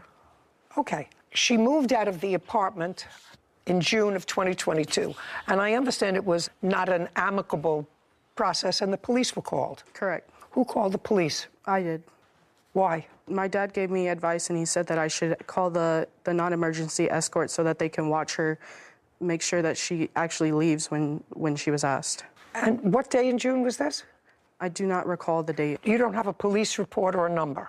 Not for that. They didn't give me a police report for that. Did they give you a police report for something else? I have the police report for the fraud. Oh, I'd like to see that. Yes, Your Honor. Because it is your claim that you used the information from your debit card and withdrew a lot of money from your debit card. Correct. So you reported this to the police on August 25th? 24th. It says reported 8/25. How much money did she take out of the account? At the time of that, it was only estimated about 10, but once the July statement came out, I was able to add up more, and it was nearly 14, 15 grand. May I see it, please? How did you get her banking information? I had to call them. Shh. How did you get her banking information? I don't have her bank information. Well, you took money out of her account. You acknowledge you took money out of her account. I only took money out when she gave me permission. No. You acknowledge that you took money out of the account. I've read your answer. How did you get her account information? She gave me her card on multiple occasions. You mean after you moved out, she gave you her card? No. Shh. Yes. Do you understand? You're not going to end up well here. Do you understand that? Because if she called the police, to watch you, to escort you out of the house, there is no question that she did not thereafter give you permission to use her credit card. or her debit card. That doesn't make sense. She did. Do you understand the chronology of what I'm saying to you? Yes, Your Honor. So if I were to believe you, the only time you used her credit card is when you were still there. And that was prior to June of 2022. That's incorrect. My grandmother passed away in August 9th of 2021, and she was my legal guardian to the age of 18, so I was under her account as a beneficiary, so when she passed, I got the money.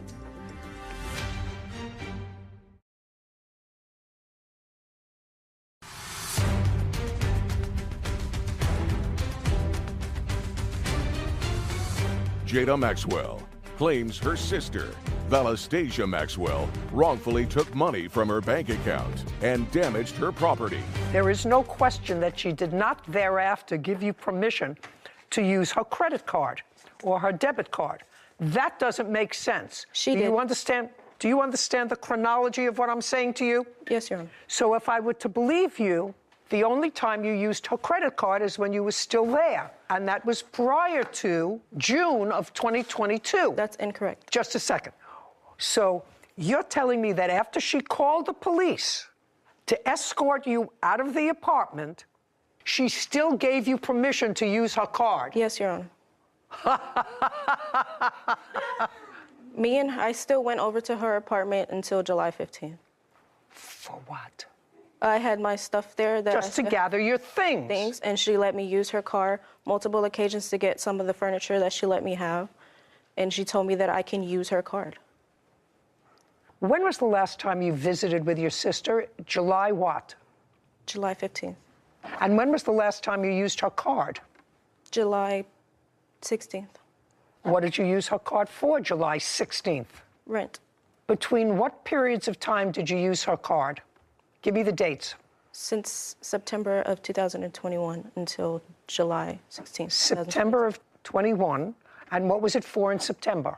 She would send me to the store, or if I was already at the store in her car, she would tell me to use her card or something like that. She would pay me to. How much did you spend on her card just for you? Just for you, not for joint, not send it to the store, use my card? I have it here. Tell me how much you spent on you. I'm not sure of the exact amount. Did the police contact you with regard to the fraud? No. They never did? No. The police report, do you name your sister as the person who stole your money? Yes, Your Honor. The bank told me... No, don't tell me what the bank told you. Bank doesn't tell you anything. Would you show me here, maybe I'm missing it, where you report the person who took the money out of your account? That is the only document when I went down to the station that they gave me. When I went to actually make the file, she just asked me a couple questions, who I was. Don't tell me what somebody else asked you. Yes, Your Honor. Did you report to the police that it was your sister who fraudulently took your money? I did, but the police eventually, they cut it off because I was going to pursue small claims. They told me that they are no longer needed. Small claims. Why were you going to pursue small claims? How much money does she have? Miss Maxwell, let's get it together. Let's get it all together. Okay? You were not going to pursue small claims because you knew that in small claims you would end up with zero. You knew that. At the time, I didn't understand what everything meant, which is why I tried calling a bunch of people, and I spoke to, No, I just want to know why, at this point, because the bank gave you back some money. Correct. How much money did the bank give you back? I have it here. It was about $4,900, nearly $5,000. Okay, and they gave you back almost $5,000. I'd like to see the communication with the bank. With the bank as to, if you are alleging fraud, right. If you're alleging fraud and you say that you had all of this money taken out of your account. Correct. Okay, then there's no reason why the bank, if you were alleging fraud and they found that there was fraud, why wouldn't they return all the money? Because they have a policy that within the 3 months, they can only go up to the first 3 months. And because I didn't realize sooner, they can only go up to that 3 months. So they were only able to give me back within the transactions within those 3 months. Is this a savings account or a checking account? It was beneficiary. What is that? When somebody passed and you get money. Explain that to me. I don't understand what beneficiary account is. My grandmother passed away in August 9th of 2021. And she was my legal guardian to the age of 18. So I was under her account as a beneficiary. So when she passed, I got the money. So you were living with your grandmother? Correct. Okay. And what was the benefit package? What do you mean? How much did you get as a beneficiary? It was about 50 grand. On what date? I'm not sure when it was processed, but it was opened. Payment started of October of 2021. Or transactions I don't started. understand what a beneficiary account is. Who paid the money? Who paid this $50,000? My grandmother. She would put money in there so that if something were to happen to her, the money would go to me or whoever she listed. Your Honor, it's a type of savings account. In simple words, a beneficiary bank account is a type of savings account in which the funds are transferred to somebody else after the account owner passes away, directly to the beneficiary. Okay, this had nothing to do with you receiving benefits through your grandmother. No. This is an account that your grandmother set up for you. Correct. Now, is that grandmother also her grandmother? Yes, Your Honor. Did you have a relationship with your grandmother? Yes, I did. Did she only set up the one account? I'm not sure, but I wasn't the only one that received money. What about you? Nothing. Okay, so how much is left in that account now? The account is closed out. By whom? At the bank. After a certain, once it goes under a certain amount, they send you a check with the rest of the money. How much did they send you a check for? It was about $200. Well, who spent the $50,000? I made transactions throughout the time period as well. Okay. What did you buy with $50,000? I just basically used it. What does that mean? I wasn't responsible with it. I'll be honest about that. Did you know that your sister had this $50,000 amount of money? I didn't know she had that much, no. Did you know she had any? Yeah. Did you know where it came from? Yes. You have here July total $3,148.14. What does that number represent? All transactions that were confirmed to be her added up total. You can't use her credit card after you're not speaking to your sister.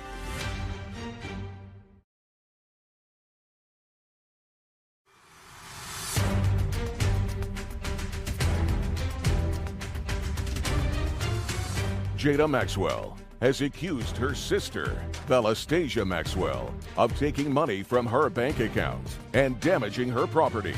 Now, what did you buy with $50,000? I just basically used it. What does that mean? I wasn't responsible with it. I'll be honest about that. Did you know that your sister had this $50,000 amount of money? I didn't know she had that much, no. Did you know she had any? Yeah. Did you know where it came from? Yes. Are you working? Yes. What kind of work do you do? I'm a cashier. And what about you? I currently work at Chipotle and I also Uber on the side. When was the last time you saw your sister? July 16th. Or, I'm sorry, July 20th. Are there any charges here after July 16th of 2021? Yes, Your Honor. I actually gave that up already. In the top, it says July. It's written on there. Just a second. I'm going to give this back to you. Yes, Your Honor. Find any charges that were made after July 16th. It was after July 16th was the last time you saw your sister? No contact. We didn't have contact. So the last time that you saw her was in July? Correct. You have here July total $3,148.14. What does that number represent? That is that's the all transactions that were confirmed to be her added up total in just the month of July. Were there any? Yes, it goes in. If it goes. Were there any charges? There were quite a few. In August, or was July the last amount of money that you took out? In August, the card got cut off, so there were no. Okay, so that the most that she incurred on the card in July was $3,000. Correct, Your Honor. And she left on July. She was kicked out at the end of June. the end of June? Correct. Yes, June of 2022. Correct. And that was with a police escort? Correct. No. Okay. Police watching you? They left, and I was still in the apartment. But they were there. They were called. Right. Okay. Now, what property do you allege that your sister damaged? Because that's the second part of your lawsuit. It was a couch, and What? it was $1,100. Well, I have pictures of the aftermath of when she was kicked out and what the state of the apartment was left in, including the couch. Just show me the couch. If she damaged your couch, let me see it.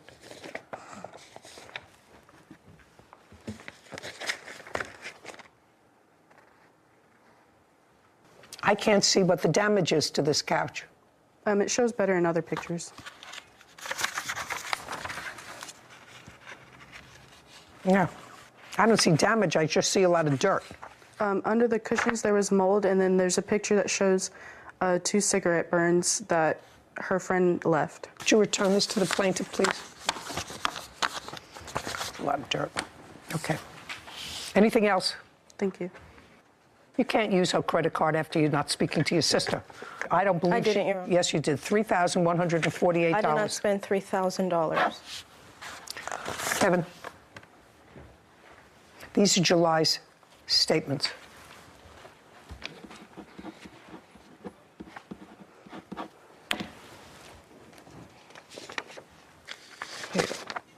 I think one of those things is yours.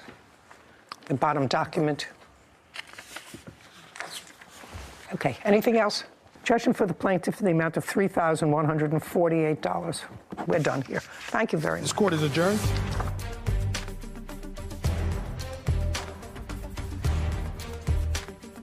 There was a lot more to show, but I'm glad I got something back. She took a lot from me. I don't see how you can decide I made a transaction with my name written in pen.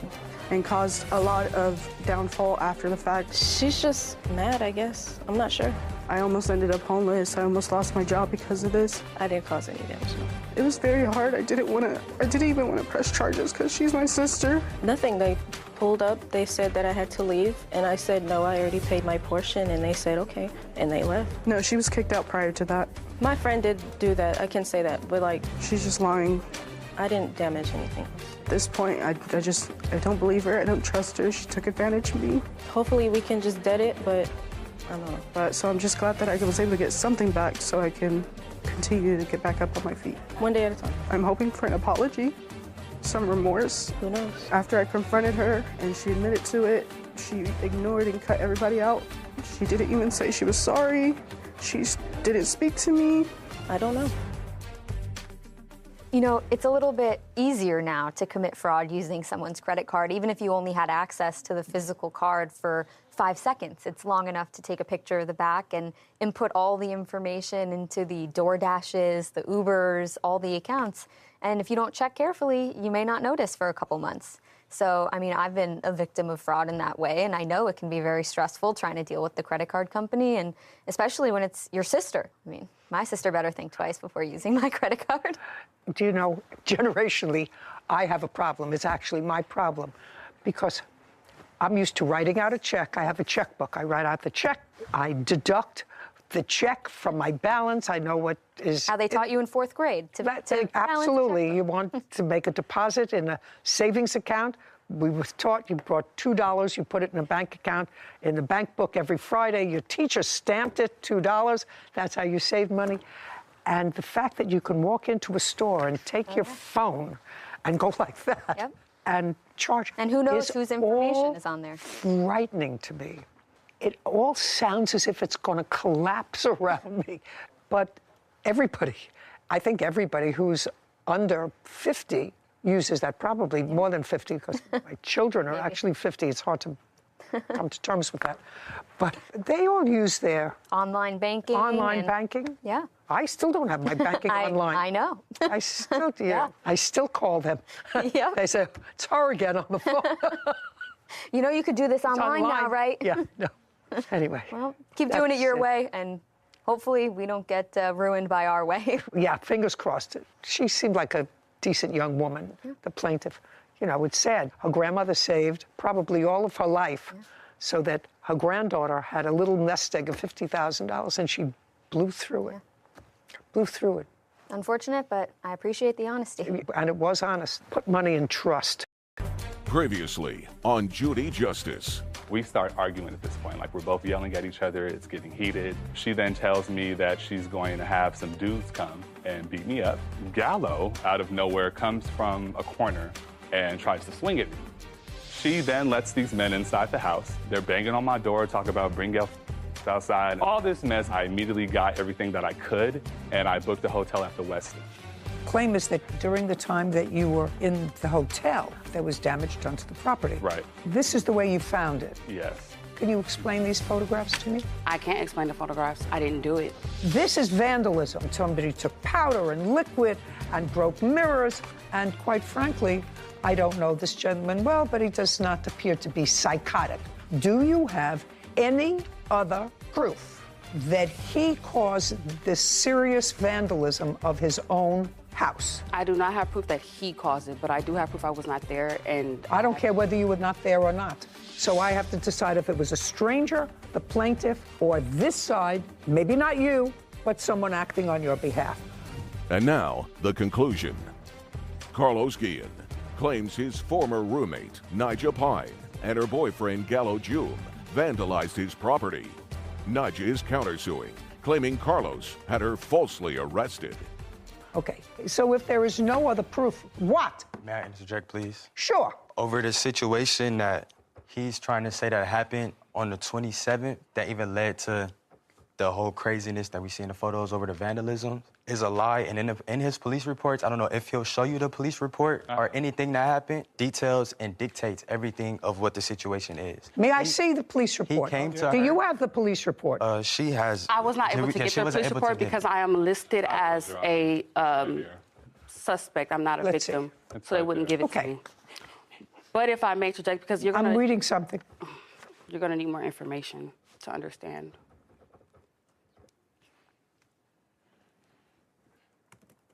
These are all pictures of your room. Yes, ma'am. Ransacked.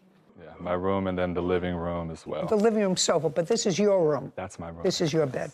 Yes, you wanted to say something. Yes, so Your Honor, as far as the room goes, I just want to add that there were multiple people living there. I moved in June while him and his family member went through an eviction process in April. So multiple people found out that we had to leave randomly. And so I wholeheartedly believe that someone else did this. That's not true. I can't Don't interrupt her. Sorry. Show you proof that he did it. To be honest with you, I don't know who did it, but I know I didn't, and I know he was with me as well. And what about your brother? Was he with you? My brother is. I'm just asking you. No. What about your father? Was your father with you? No. Okay. My father. Just a second. I just asking you.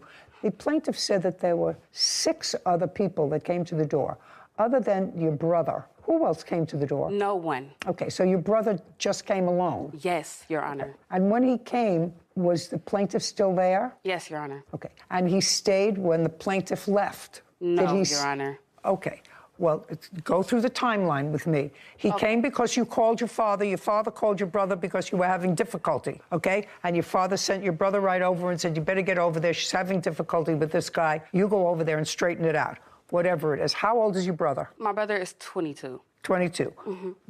Big, little? He's slightly taller than me. He is more built, maybe like the size of the bailiff, a little shorter. Just a second. Okay, good. So when he came over, and you let him in? No, he did not come in. He did not come into the house at all? Not until Carlos opened up the door. Just a second, I'm asking you. He came into the house. Carlos opened up the door. Mm-hmm. Did your brother come into the house then? Into the house, no. Did he just stay in the front? Yes, Your Honor. He stayed in the doorway. Okay. There came a time that day that the plaintiff left the property. He went to stay at a hotel. He did not come home on that night of the 27th. Yes, Your Honor. That's clear. When he left, where was your brother?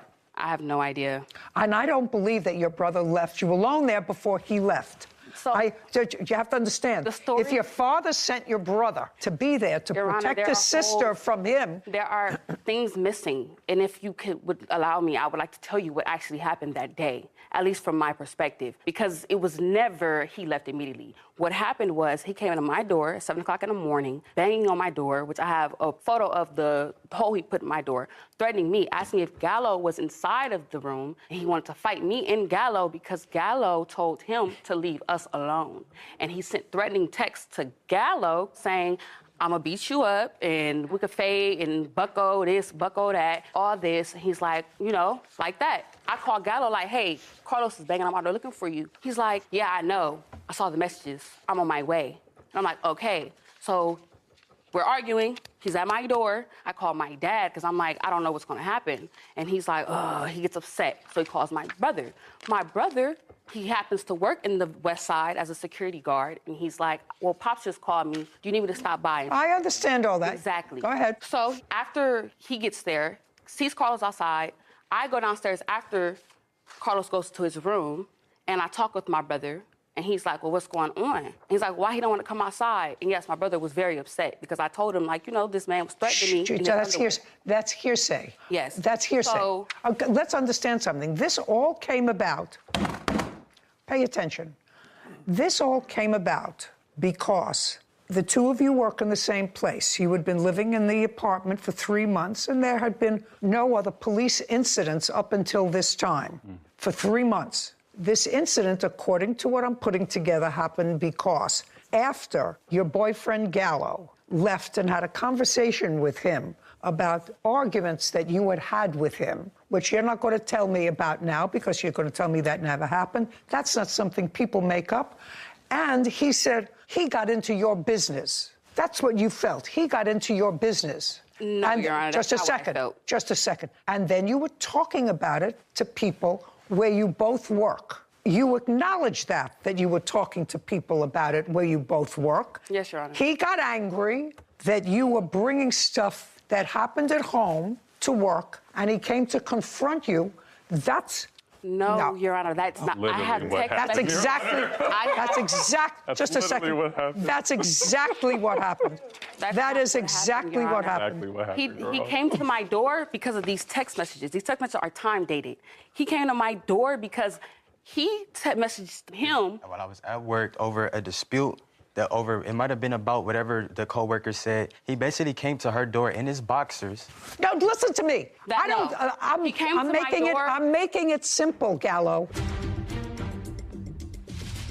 And so he texts Gallo, say, hey, G, I'm not fucking with her no more because she has an attitude problem. Gallo told the plaintiff, I see what you want, like you're a hater. And Carlos responded and basically said, I want to fade, I want to fight. And that is the morning he came banging to my door, which caused me to call my dad.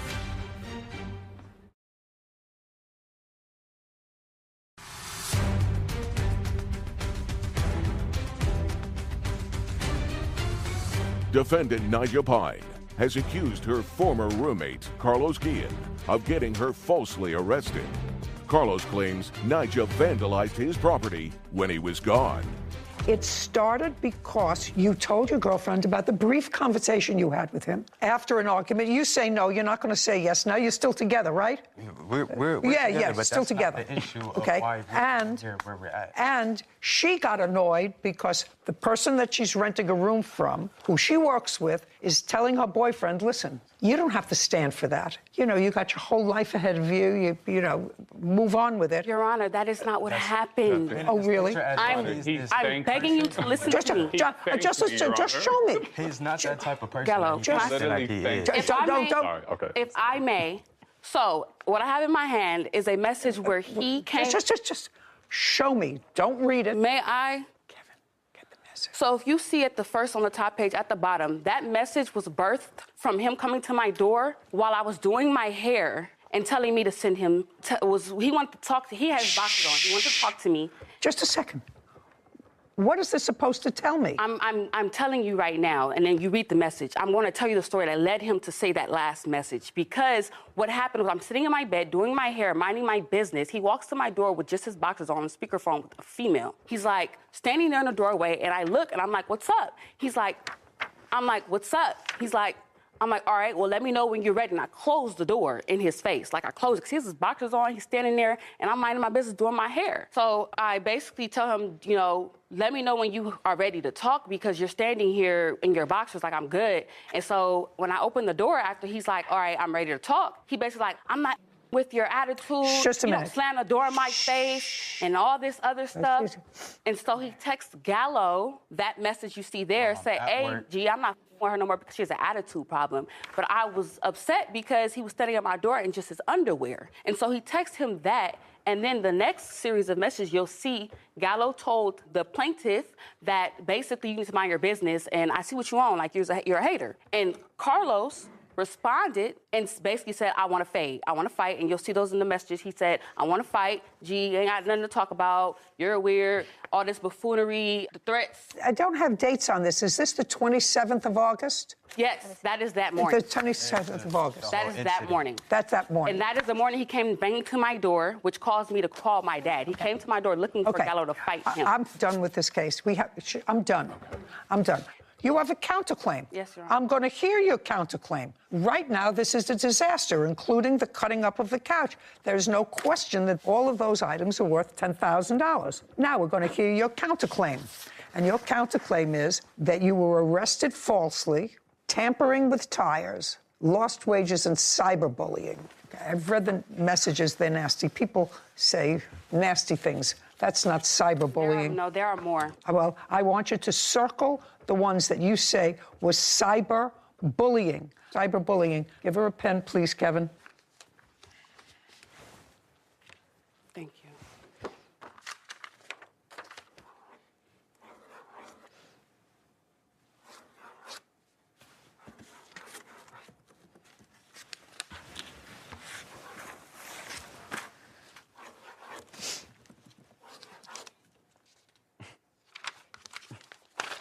Don't give me anything that's not circled.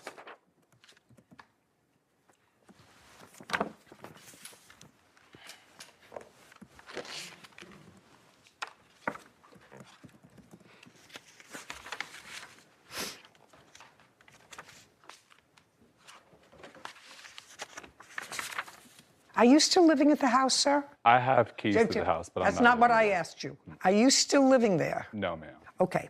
I'm reading through these text messages. You said you can't fight stupid with stupid. Instead, I chose to remove my items and kick back in a 5-star hotel until my new place is ready. Yes. So you were moving into a new place. I was, Your Honor, yeah. When did your lease start? It would have started on September 10th, Your Honor. Is the place furnished? Not fully, Your Honor. No, I did get a new bed. That's about it as far as furniture and a dresser and like just the stuff I was able to save that she damaged at the home. Just a second. Did you take the sofa? No, I did not take the sofa. Did you buy a new sofa? No, I have a studio, so it can't fit. So it doesn't fit? No. Anyway, so you were moving. So you purchased a new bed. Do you have the bill for the new bed? Not on me, Your Honor, but it's well, the that's same. what you know. Yeah. She may have destroyed all this stuff, but if you weren't taking the stuff with you anyway, because you have a studio apartment, Right. Yes, ma'am. you had to buy a new bed. I could understand you not having this bed. Right. Okay. Well, first of all, it's not cyberbullying. Any of this is nasty, but it's not cyberbullying. He does say in these emails, he came crying to me at 7 a.m. talking about how she beats him, calls him names, and says she wants him out of her life. I simply told Bro not to worry about himself, to move on, just like any person with common sense would. This trick decides to go around my job and tell people I'm dirty. I don't pay my bills, and I'm trying to blank her man. All right, so I've just stricken cyberbullying. You have bill for the bed, sir. And if you don't, I'm going to allow you to tell me what you spent for it, because so far the $10,000 is coming down. How much was the bed? $5,000, Your Honor. Show me. I didn't bring the receipt for the new bed. It was just for that bed that she damaged. Because I have a Kelly King now. She damaged my queen. So I have the comp for the queen bed that it was. Well, I'd like to see that bed, which I see here. So you're going to show me a comp to this bed. Yeah, sure. Okay, let's move to false arrest. Well, you were arrested in part for vandalism, is that correct? No, Your Honor. Well, that's what the police report says. Well, honestly, I haven't been able to see the police report, but I know that based on what officer gave me, I was arrested for theft. Okay, what I'm telling you was the police report says he reported that the suspect vandalized property, also that property was missing from his bedroom, but he is clearly accusing you of vandalism. And the report says a report of theft. But the officer clearly arrested you probably for both charges because the police report says vandalism, and I find that was a legitimate arrest. No, Your Honor. That's what I find. Okay.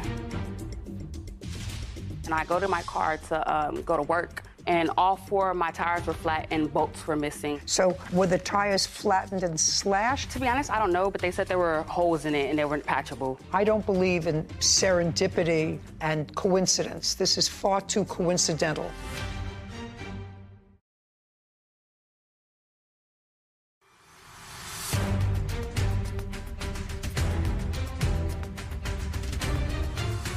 Defendant Nigel Pine has accused her former roommate, Carlos Guillen, of getting her falsely arrested. Carlos claims Nigel vandalized his property when he was gone. Did you find that for me? Yes, I have an image of it, Your Honor, so sorry. Here you go. That's the mattress that she damaged.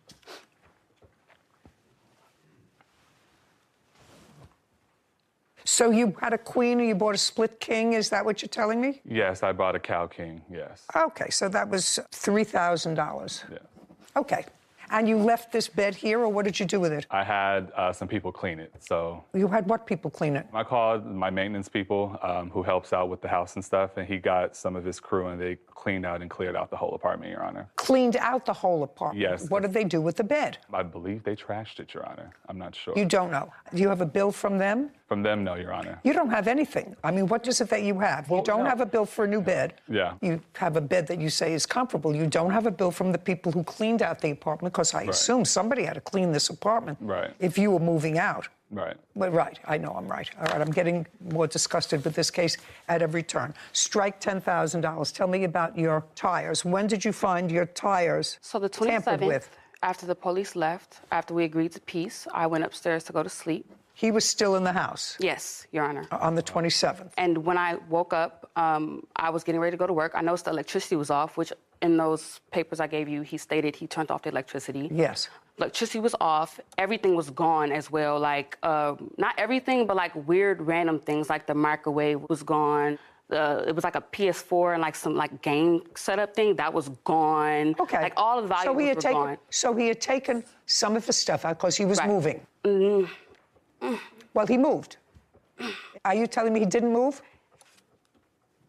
Didn't move? Not yet. No. Oh, he's still there? He was still there. But he I mean, today, now. Is he there now? Oh, no, Your Honor. But he was still there. Like, his things were still there. Some of his things were still there, but he took some things with him. He took. When he left on the 27th. With the things he claimed was valuable. Anyway, so I go downstairs and I go to my car to go to work because, like I said, I didn't think this would go any further, to be honest with you. And all 4 of my tires were flat and bolts were missing out of my tires. You have photographs of that? Yes, Your Honor. I'd like to take a look at it. Are these repeats? Oh, this is one with the timestamp. Thank you.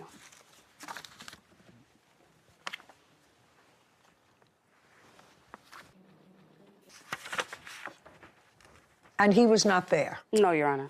So were the tires flattened and slashed, or were they? To be honest, I don't know, but they said there were holes in it and they weren't patchable at all. So there were holes in all Yes, 4? Your Honor. Do you have the bills for 4 new tires? No. I paid cash. I should have. That doesn't mean whether you paid cash or not. It means we're not talking about. We're not talking about. But I do have a receipt for the tow. The tow I will take. Which I ended up having. So we used Gallows AAA, and it was his 4th tow, so he wasn't going to be able to get another one after that. So I ended up just paying him for the extra tow, which is $90. And then I bought 4 new tires. Well, I can't help you with the 4 new tires because what you come here for is to prove to me any element of your claim. Right now, the plaintiff has not proven all the elements to his claim for $10,000. I believe he had to buy a new bed because that bed was destroyed, and I've already indicated who I believe is responsible for that. I do believe that he or somebody acting at his bequest, because I don't believe in serendipity and coincidence. This is far too coincidental. The damage to the home was far too coincidental to your argument with him and the damage to your car is far too coincidental for me to be comfortable with. So I would, if you had a receipt, and we're not talking about years ago, we're talking about recently that you say you had to buy 4 new tires. Well, whether you pay cash or check for tires, you can get a receipt. And if you know you're coming to court, you're supposed to get a receipt. The same thing I'm telling you. I didn't know I was going to court. I thought it was all over with, to be honest. Very, very good. Judgment for the plaintiff on the complaint. My original order was for $3,000. From that, I'm reducing it by $90, so it's $29.10. Judgment for the plaintiff that disposes of the counterclaim. Thank you very much. We're finished here. This court is adjourned. He never lived there. We don't argue like that. We never argued. It never was a problem. He's basically... His issue was with her. She's a hater, to keep it real with you. She assumed that I was trying to sleep with her man when I was just giving him evidence, so. We have DMs, messages. He came to me talking about her, and I addressed him. That's my girlfriend. Yeah, I mean, there's text messages of him thanking me. So it's kind of weird how that played about, but I don't know. He's tired of her, he's annoyed, and I'm like, that's not nothing that you should be telling me. You guys don't need to talk. She stays on the 3rd floor, you're at the bottom. Leave her alone. I definitely did respond, letting him know that, you know, if you're gonna go around saying that I'm trying to sleep with you and spread all these lies, then we can definitely have a conversation face to face. I did say that, yeah. But he's already been treating her like this from the jump. And that's why I messaged him to basically leave her alone. They definitely damaged his house. I've seen it for myself, so it's unfortunate how it ended, but we know the truth. Honestly, I don't want to hear from him ever again. I think you were right that there was far too many scenarios that lined up a little too perfectly around the same argument for it to be somebody else. Some other dude did it. You know, I'm sorry that the plaintiff didn't tell me he moved and was in fact moving within a couple of days into a studio apartment. That would have been interesting information to have right from the get-go. I don't know why I didn't have it. It just would have gone to the extent of damages. I mean, if he had to buy a new sofa, and certainly from the vandalism of that sofa he needed, but he didn't need a new sofa. He had a studio apartment. That doesn't give somebody the right to vandalize your property and to break things. But the law is allowed to use common sense in determining damages, and I think your final ruling on canceling out the defendant's countersuit with the plaintiff's too large of an ask for damages was the right call. You think so? I think so. You know. I wish he had the receipt for tires. You could put 2 and 2 together that, okay, clearly... Oh, I saw the photographs. The tires were clearly flattened, but you don't know if they were flattened as a result of somebody taking the plugs off them and just letting the air go out of them. And without a receipt or without a mechanic's note. Really don't know. And this all happened 2 months ago, so she should have the bills. Anyway, you tried to use common sense, and when the physical evidence isn't there of who done it, you sort of try to piece together a scenario that makes sense. Unfortunately, now you have some text messages and you have emails that assist in that. Not everything is a picture. More and more so, at least in the criminal system, it's becoming a picture because everybody has cameras all the time and there's cameras all over the place. But in these civil actions, very often there are. Vanessa Howard is suing her former friend, Ontrell Brooks, for a car loan. Court come to order. All rise. Have a seat, everyone. Hello, Judge. Hello. Case 2108, Howard versus Brooks. Thank you. You're welcome. Ms. Howard, your case is simple. You claim a loan to the defendant for the down payment on a car. Yes. When did you make this loan? March 24th of this year. How much was it? I gave him $1,500, and he paid $300. Where did you take the money from? I had it at my home. In cash? Yes. What kind of work do you do? I'm a hairstylist. I'm an owner-operator. Okay. Yes. And that's the sole source of your income? Yes. I own a salon business. I'm opening my second one. Tell me how you know the defendant. He was a client of a former stylist many years ago, so I met him through the salon. Did you have any sort of relationship with him? At the time that I met, no. No. At the time that you gave him this loan... We were friends. What did he say he needed the loan for? To get a vehicle. To get a car? He was at Mercedes trying to purchase another car, and I knew he had a baby on the way, so I felt it was... I want to know what he said to you. He said that he needed help with the down payment. He was short some for a down payment on a car that he wanted. Did you have that conversation on the phone or in person? Yeah, he called me and asked me for originally $2,500 to help him with the down payment. And I told him, well, I don't know if I have that much. I'll see what I can get him. I had the $1,500. He came to pick it up at my home. And that was on the 24th of March? Yes. When did you purchase your car? I believe it was the 24th as well. You have any paperwork for the car? What paperwork do you have there? I just want to see what you brought with you today. Basically, the lien holder paper. And what is that supposed to tell me? I believe it has the date on there when I purchased it. Okay. And how much did you put down on the car? $9,000. Did you trade in a car? No. Why did you need $2,500 from her? I actually didn't ask for it. I just mentioned to her that I No, well, needed just a it. second. I asked you a question. Okay. Why did you need extra money towards the down payment? Did it affect the payments? Did it affect the insurance? Did it affect the yes. premium? Basically, the car, it was like $74,000. So if I was to put down a lower payment, like you were saying, the payment would be higher for the monthly. So if I put down a little more, it dropped it down a little bit. Yeah. Yeah. Yeah. So she gave you $1,500, not $25. Yes. But she gave you $1,500. Yeah. And she gave that to you around the same time that you purchased the car. Were you current in your insurance payments on the car? Yes. And then you crashed the car. Yes. And the insurance company paid the lien holder on the car. Yes. Made the payout. Yes. So you didn't get any money from the insurance. No. So now you have no car, right? I don't know if you have a car now. I have a car, yes. Well, you got another car. Yes. What kind of car did you buy? Tesla. A Tesla. And how much did you pay for the Tesla? I put down like $8,000. Where'd you get the $8,000 from? I work. I have a place where I hold traveling nurses. Did you take the money out of a bank or did you have it in cash? I had it in cash. The $8,000. Yeah. How much money do you make from this business that you have? It varies depending on how many nurses I have staying there. So you own the property, or do you manage the property? I manage the property. So it's basically housing nurses or people that travel for business. And how long have you had that business? I've been doing that for maybe a couple years now. That's how you support yourself? That, and I do training as well, fitness training. Okay, so now you paid back $300 of the $15, right? I gave her $300. Right, and when did you give her the $300?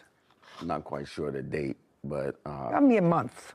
I'm not quite sure. When did he give you the $300? May 17th.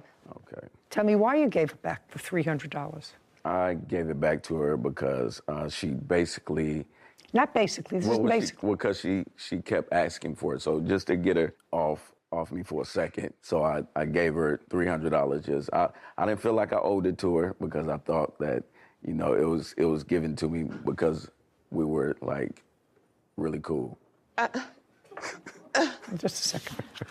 Okay. All right. Well, Miss Howard. You can't be serious. Miss Howard. Yes, ma'am. How long have you been operating your two salons? I'm opening a new one now, and the first one was opened in 2012. Do you live with anyone? My children. How many kids do you have? I have 3. How old are they? I have a 17, 18, and 21-year-old. Big kids? Yeah, college and high school, yes. Who supports them? I do. From their your father work? helps too, yes. From your work. Do you live with their father? No. No. But he also helps. Yes, he does. And you sound like a really intelligent, put-together woman who's had her own business, who's got 3 kids, college kids. Yes. Moving forward. Yes. Why? Why do you think, you know, I know that you work, because if you're a hairdresser and that's your source of income, you work really hard. It takes a long time to accumulate $1,500. You know, I'm sure you get some tips and stuff. That's the cash that you keep.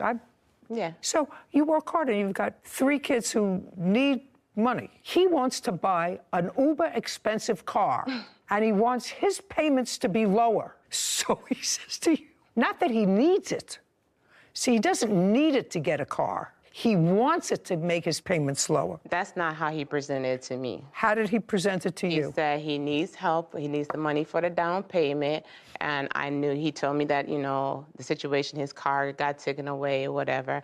And his car got what? His previous vehicle was taken from him. From how? I don't know What kind of a car did you have before you bought the BMW? That's what it was. It was a BMW. Oh, and then you bought a Mercedes. Yeah. Okay, so you bought, sorry, I got that confused. You bought the Mercedes using some of her money. Before that, you had a BMW. Yes. Okay, and now you have a Tesla. Do you understand how foolish that sounds? Yes. You don't want to sound foolish. Well, like I said, he's had a baby on the way any day now, and my compassion for the situation, I was like, okay, I'll give you that. And I know he's had a source of income. It's not like I've ever known him not to have an income. So I felt like, okay, he'll do right by me. Of course, he didn't. We see. Do you know how many people stand in exactly that spot and say, you know, I trusted him. He gave me this story, gave me that story. Yes. And what I'm telling you is, most of the people standing there, for some reason that has always baffled me, are women. Any guy who takes money from you to lower his car payment and buys a car for $75,000, the only people that do that sort of thing are untrustworthy. Then you change the contract and you said, not acceptable. You're behind $500 and a late payment will only be acceptable with a current payment. Is there anything about that in your contract? There's not. Okay, so if it's not in your contract, it doesn't exist.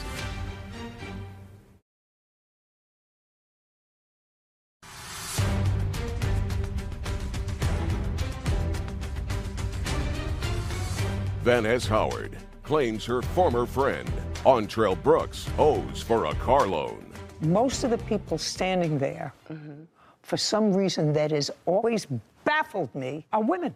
Yeah. Very rarely do I have guys standing there and say, you know, she asked me for this, and so I knew she had a baby on the way, and I felt sorry for it, so I gave them money. Right.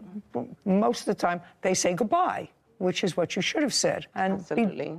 You appear to be much too fine a lady and a hardworking lady. Don't give anybody. No more. Any guy who takes money from you to lower his car payment and buys a car for $75,000 and asks you for $1,000 or $2,000, knowing that you're a working gal and that he didn't need it to buy a car. He could have bought a car for $50,000. He could have bought a car for $30,000. Right. Likes to drive fancy cars with somebody else's money, okay? Yes. So the only people that do that sort of thing are untrustworthy, usually, as my great-grandmother would call them, bums. So I would suggest that you be smart in the future. You're a hardworking lady. Hold on to your money.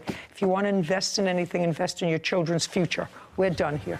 Judge complaint. This court is adjourned. Mr. Brooks took my money with no intentions of paying back. I thought it was, she gave it to me. Oh, car crashed, my tires got slashed. I thought it was a gift because she really liked me. Don't let men borrow money.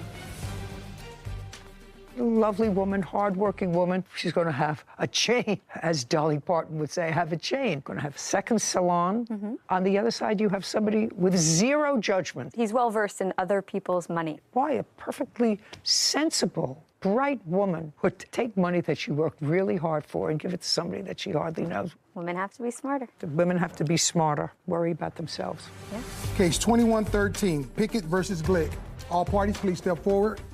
William Pickett is suing his former friend, Clinton Gick, for unpaid car payments and vehicle damage. Mr. Pickett, you and the defendant, according to what I've read, were friends. You knew each other. Yes. You had a car that you were interested in selling. The defendant was interested in purchasing the car. Your car was 10 or 11-year-old vehicle, Correct. Is that correct? Yes. When had you purchased it? I purchased it about a year or so prior. So you only had the car for a year. You were not an Sure original enough, owner. Yeah. Did you pay cash? I did. How much did you pay for the car? Roughly $10,000, $10,000. No, I want to know. I mean, you came to court today, not a roughly. Today we know the numbers. We're not talking about something that happened 20 years ago, something that happened a year ago. You bought a car a year ago. You paid cash for it, according to you. I want to know how much you paid for it. That's easy. You should have those records. $10,000. Well, now you say 10, right? Yep. Now you say 10. So now I'm going to tell you to go outside and get me the bill of sale for the car. I did not bring that. Why? I didn't think I needed it. How am I supposed to ascertain what you paid for the car, sir? I didn't think about that. Should have thought about it. I thought about it right off the bat. You had the car for 1 year. And when did you sell it to the defendant? 3/18 of 22. For how much? $10,000. Well, then you're a genius businessman, because unless this 10, 11-year-old car, Mr. Pickett, had something really unusual about it, most cars depreciate the moment you drive them out of a lot. You bought this car from a company, which means you paid more for it than if you purchased it through a private person. You understand that? Yes. Of course. So there was clearly a markup. Sarah, take a look at a 2012 Dodge Charger with 148,000 miles. I got it. Between 7,500 and 10,000 for a private party sale. Okay, so as I thought, the value of the car went down from when you bought it, but you sold it to him for $10,000 because he was making payments, I assume because he was making payments. Did you have a written contract? I did. I'd like to take a look at it.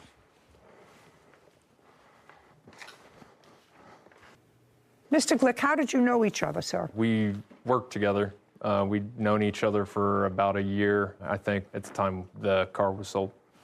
Okay, so the first thing was he traded in something of value, which was he gave you a car. Correct. What kind of car did he give you? A Honda minivan. Did you have the title to that? Yes, I did. Did he turn over the title to you? He did. What did you do with the Honda minivan? I sold it. To whom? Someone off of Facebook Marketplace. Okay, when did you sell it? A few weeks afterwards. How much did you sell it for? How much did you say you sold it for? $1,000, $1,200. Let's get specific, Mr. Pickett. $1,000. I'm not exactly sure what he sold it for, but clearly acknowledges at least $1,000. So this is what the lawsuit is about, and I've read your contract. According to the contract that you have here, you listed the dates, the schedule of payments, and you marked off when he paid and when he didn't. But we're going to go through the dates, and your lawsuit seeks damages to the car, repo fees, the unpaid contract price of the car because you repossessed it and you want him to continue until he's finished paying for it, right? That's what you want. Yes, ma'am. And the defendant has a counterclaim. And his counterclaim, in effect, although he doesn't articulate it in legalese, the basis of his countersuit is that there was never any meaningful breach of the contract and that he tried to make his payments pursuant to the contract and that you repossessed the car without just cause, and he's counterclaiming for the money that he put into the car as equity. That's what your counterclaim is. That's correct? Okay. So far you put in $4,000. According to this, he paid you March of 2022, April. As a matter of fact, he made 2 payments. Correct. Payment schedules for every 2 weeks. 6/17, he made a partial payment, but made that up on 7/1, so he was up to date. Then you say on the 15th of July, he missed a payment. Did you miss a payment the 15th of July? Yes, I did, Your Honor. Tell me why. At that point, the plaintiff had already threatened to repossess the car several times before I'd ever missed a payment on the car. Because you made a partial payment once in June. Yeah, and also... But then made it up again within 2 weeks. Yes, exactly. Okay, so you had already said to him, you missed payments, I'm going to repossess the car. I informed, I didn't threaten to repossess it. No. Yeah, yes. Yeah. Yes. Okay, so you missed a payment on July 15th. Yes, and I informed him when I missed the payment that the reason for missing it, he had just filed for bankruptcy, and with his bankruptcy and the threats to repossess the car, I had decided that I wanted to miss, as it states in the contract, that I could miss 2 consecutive payments before repossession. I wanted to talk to a lawyer and make sure that I wasn't going to be putting even more money into a car that you weren't going to have equity in. Exactly. Okay, so that's why you missed July 15th. Yes, that's okay. correct. And it's the 29th of July, also missed. Yes. So I attempted to give Mr. Pickett a $500 payment on the 29th. He refused to accept that payment, and I have that in text. I'd like to see it. Text messages. I'd like to see it. Do you acknowledge that he attempted to give you a payment on the 29th? Yeah, he attempted to make a partial payment. He attempted to give you $500. Correct. And tell me why you didn't accept the $500. He missed the payment on the 15th. I informed him on the 16th that I would not accept a late payment unless it's in conjunction with the current payment. You can't change the contract, sir. You can't change a written contract. There was a loan on this car. Yeah, there was a title loan on it. Oh, you didn't tell me that. That adds a different wrinkle to this whole thing because you told me you paid cash for the car, so I assume there was not a problem.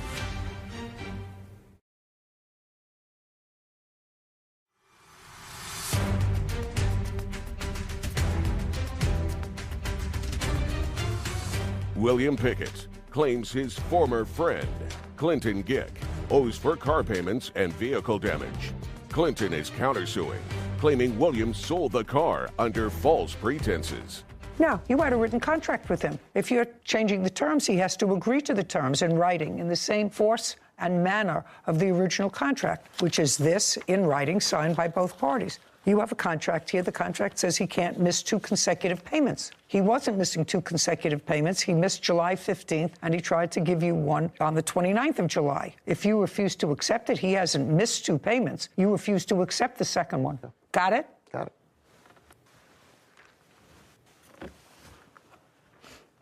Okay, well, I see the interchange, Mr. Pickett, and the interchange clearly says you're paying your $1,000 today or returning my car. He says, I'll be giving you my $500 payment that's due today. Then you changed the contract and you said, not acceptable. You're behind $500 and a late payment will only be acceptable with a current payment. Is there anything about that in your contract? There is not.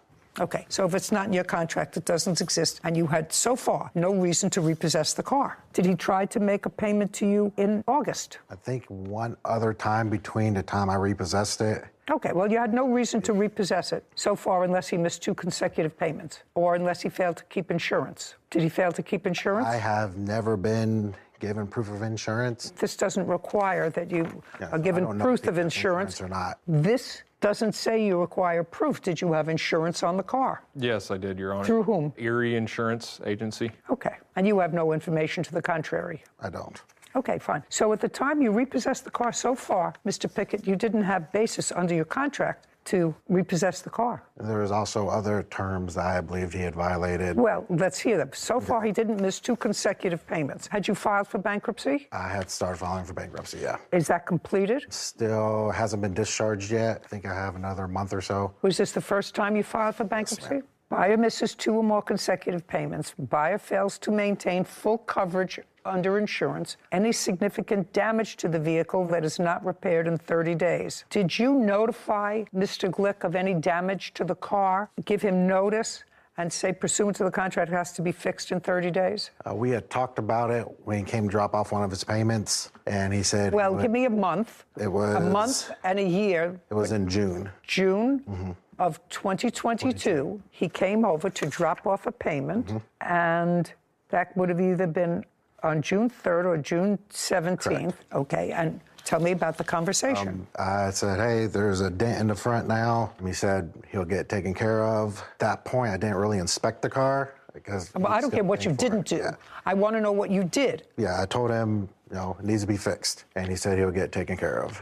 Okay, and? When I repossessed it, it was still there, as well as more damage. Okay. Did he talk to you about the dent in the front? I don't recall that conversation ever happening. There was text messages sent to me about damage to the car. The car had dents and dings all over it when I got the car. I mean, the front bumper even had significant damage to it. You repossessed the car at the end of August. Where is the car now? At my house. What's it doing at your house? I was just sitting there for the moment. Well, what's your intention to do with the car? Give it up in my bankruptcy or repair it and keep it and pay it off. Who has the title? The title loan company. So there was a loan on this car? Yeah, there's a title loan on it. Oh, you didn't tell me that. That adds a different wrinkle to this whole thing because you told me you paid cash for the car, so I assume there was not a problem. When did you take out a title loan on the car? I took out the title loan. Month and year? One of them was in December of 21. Did you know that there was a title loan taken out on this car? I knew that there was one. I didn't know that there were multiple. I don't know. But yeah, I did know there was a title loan. Did you know in what amount? No, I was never. Well, that's pretty dumb of you. Yeah, I agree. Well, because if you're buying something free and clear that he owes nothing on, that's one thing. How much was the title loan? Roughly $6,000 is what was owed on it still at that point when he bought it. How much did you pay off? A few thousand by that point. It's super high interest. Okie dokie. Mr. Pickett, your claim against the defendant is dismissed. I'm now entertaining his counterclaim. Do you understand? Yes, ma'am. You get stuck with this car. Now, problem is, you drove this car. Yes. Was it your primary source of driving the car? Yes, it was. Okay. For 1, 2, 3, 4, 5, 6, 7, 8, 9, 10 months. Right? Yes. Okay, so, Mr. Glick, this was your primary vehicle. How much do you think it would cost you to rent a car per month? Per month. Give me a figure. To rent a car? Yeah. Per month, I would say $900 a month, probably something like that, $900,000 a month, maybe. Okay. Based upon what you told me, it's not so egregious because you had the use of the car for 10 months. I actually don't think that an 11-year-old car would cost that much to rent, $900 a month, considering that you also paid for your own insurance. Correct. And if you rented a car, that the insurance would, of necessity, come with a car. Sarah, could you look up for me best deals on leasing a Dodge Charger? I don't know what that is. Is that a truck? It's a car. Is there a site where you could look that up? I'll see what I could find. But the intention was that money was going to go towards, something that I would own. Well, I understand that, right. but you had full use of his property for 10 months. Sure. You don't think it's fair for you not to pay for some of that use?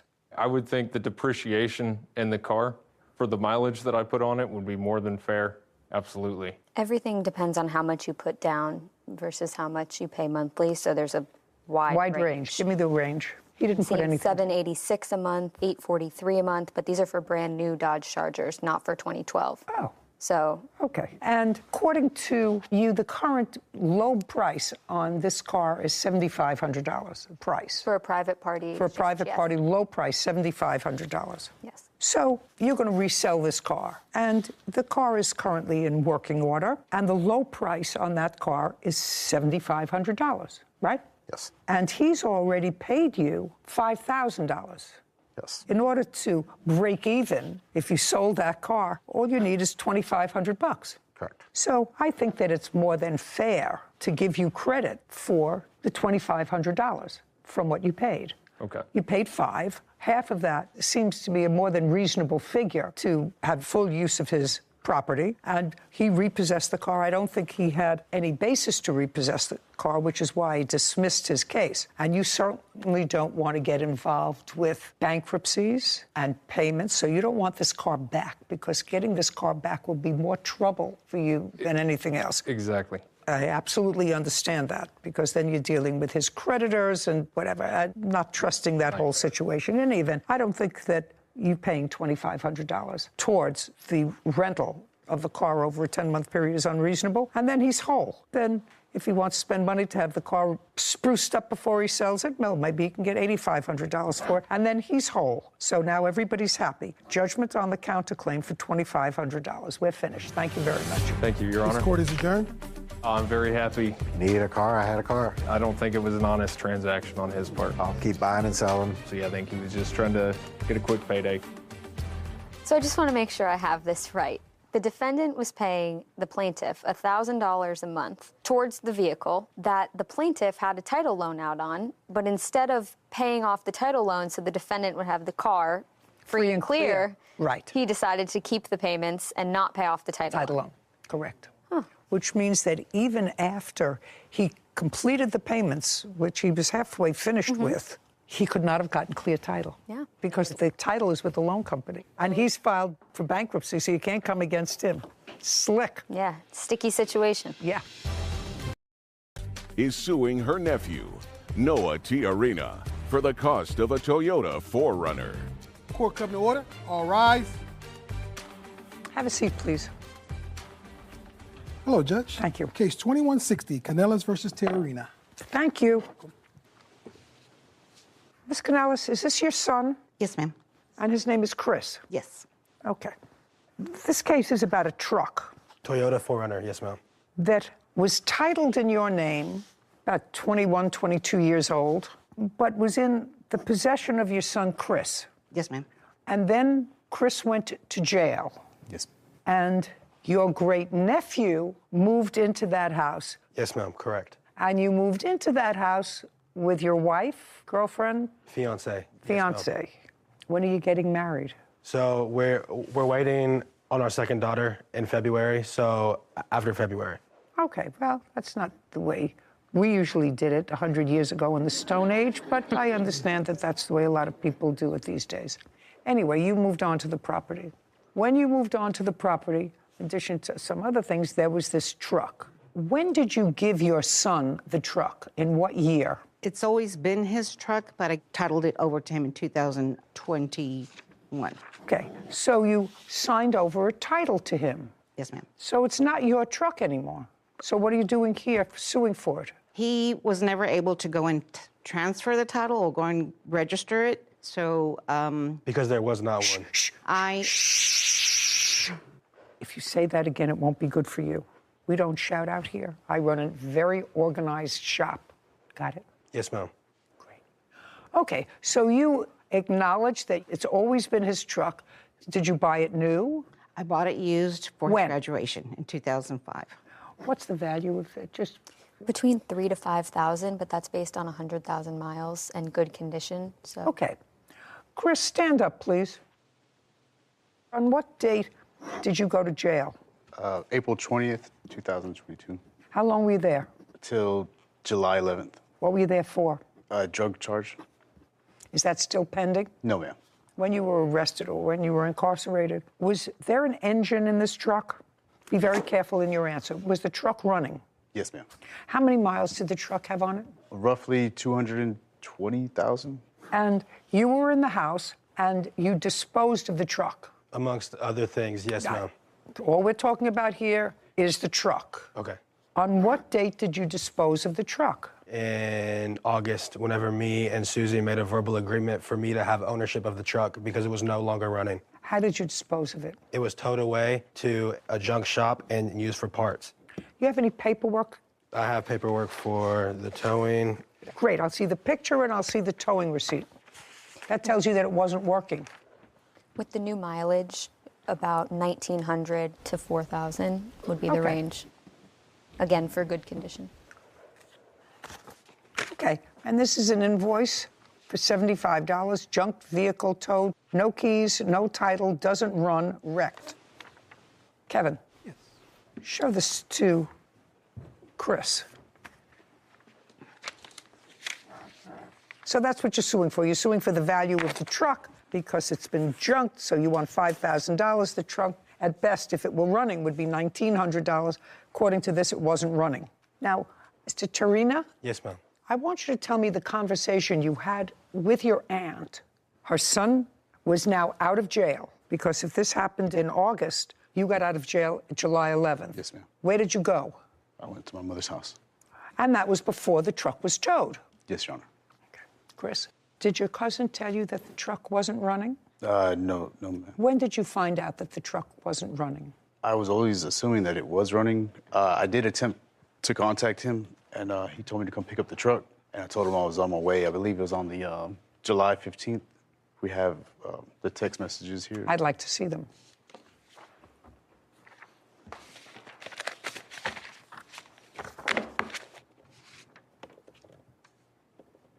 Okay, so this all sounds very civilized. Yes, ma'am. Okay. Chris, when did it become uncivilized? It really never became uncivilized. We just, whenever I went to go get it that day, I think something happened and... Yeah. I'm not following you. Okay. You're all over the place. This all sounds very civilized. He's living in the house now. You were not. Right. Some of your stuff was still there. Correct. You know each other a long time. Mm-hmm. He said, some stuff I'll throw away. You said, okay, but the other stuff I've got in the house, come by and pick it up. Okay. Yes. At that time, he had to have told you that the truck was not running because he said the truck is at the exact same spot where you parked it. Right. Well, I just assumed they didn't have the key because a lot of my belongings got thrown away. Well, they didn't have the key because the tow people said that there was no key. Right. That's just why I assumed the truck was still in the same spot. Okay. Now you find out that the truck is not running, right? Because you went there to pick up some of your stuff. Come on. Yes, ma'am. Yes, and that was in July because you said you were coming over July 15th. Yes, ma'am. So you came to his house where your truck was sitting. Yes, ma'am. What did you find out about the truck? The truck was still in the same spot and it wasn't running. Same spot? Same spot. Did anybody prevent you from taking the truck when you came? No, ma'am. Then why didn't you take it? Just simply for the key. I didn't have the key to turn it on. Just a second.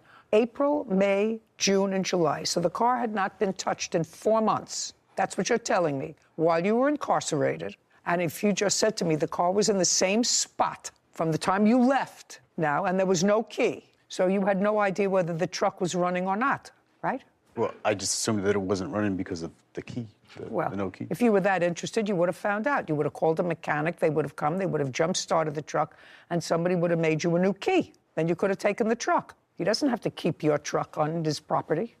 Well, first of all, my family member said that they were evicted. They had not been evicted.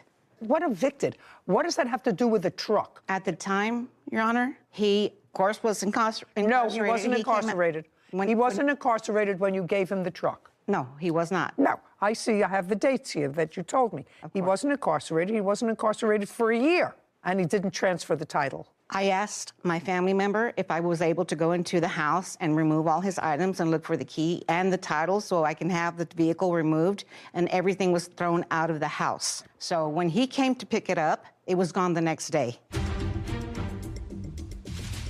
I have text messages right here saying that she doesn't like being lied to and she's gonna go the court route. I had an officer knock on my door at 8 o'clock in the morning and serve me papers, try to give me a grand theft auto charge and have a felony on my name. Can I see the text message that she sent to you afterwards? Later. He says you didn't make any payments. I never said I was going to pay him that back. Well, you told me that you asked him if you could borrow some money. That's what you said. A couple times I asked to borrow money, but the entirety of that, all that, like, I didn't say I was going to pay that back. And he should know he was just being nice.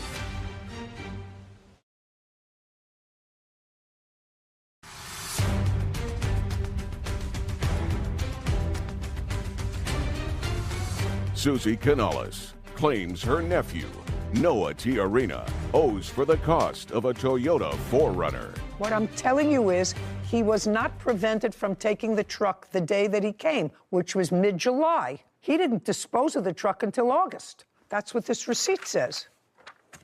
I think. No. This invoice was prepared 2 days ago. Yes, ma'am. Well, this doesn't say when they took the truck.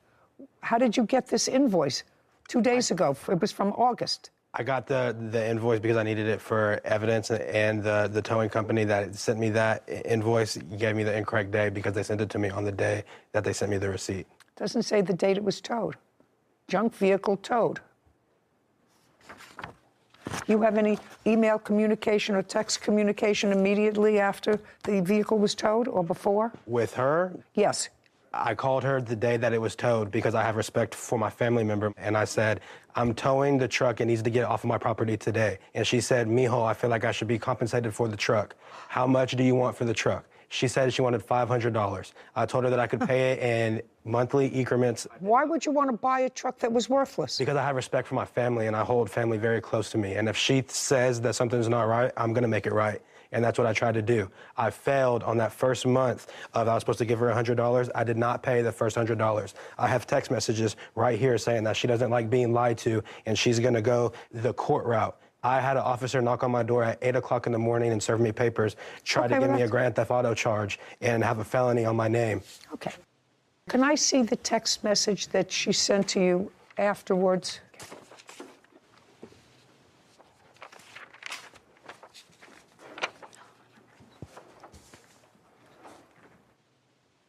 Did you recall, Ms. Canales, having a conversation with your nephew about $500 for the truck? No, ma'am, I do not. My witness does. Shh. How was he supposed to pick up the truck when he just got out of jail the day before you had it towed? And I asked for permission to look for the keys and title, but everything was moved out of the garage. At that time, I was taking my mother to the hospital. But it's okay, I just got to go through the court process. Regardless, you're going to get your money, Aunt Susie.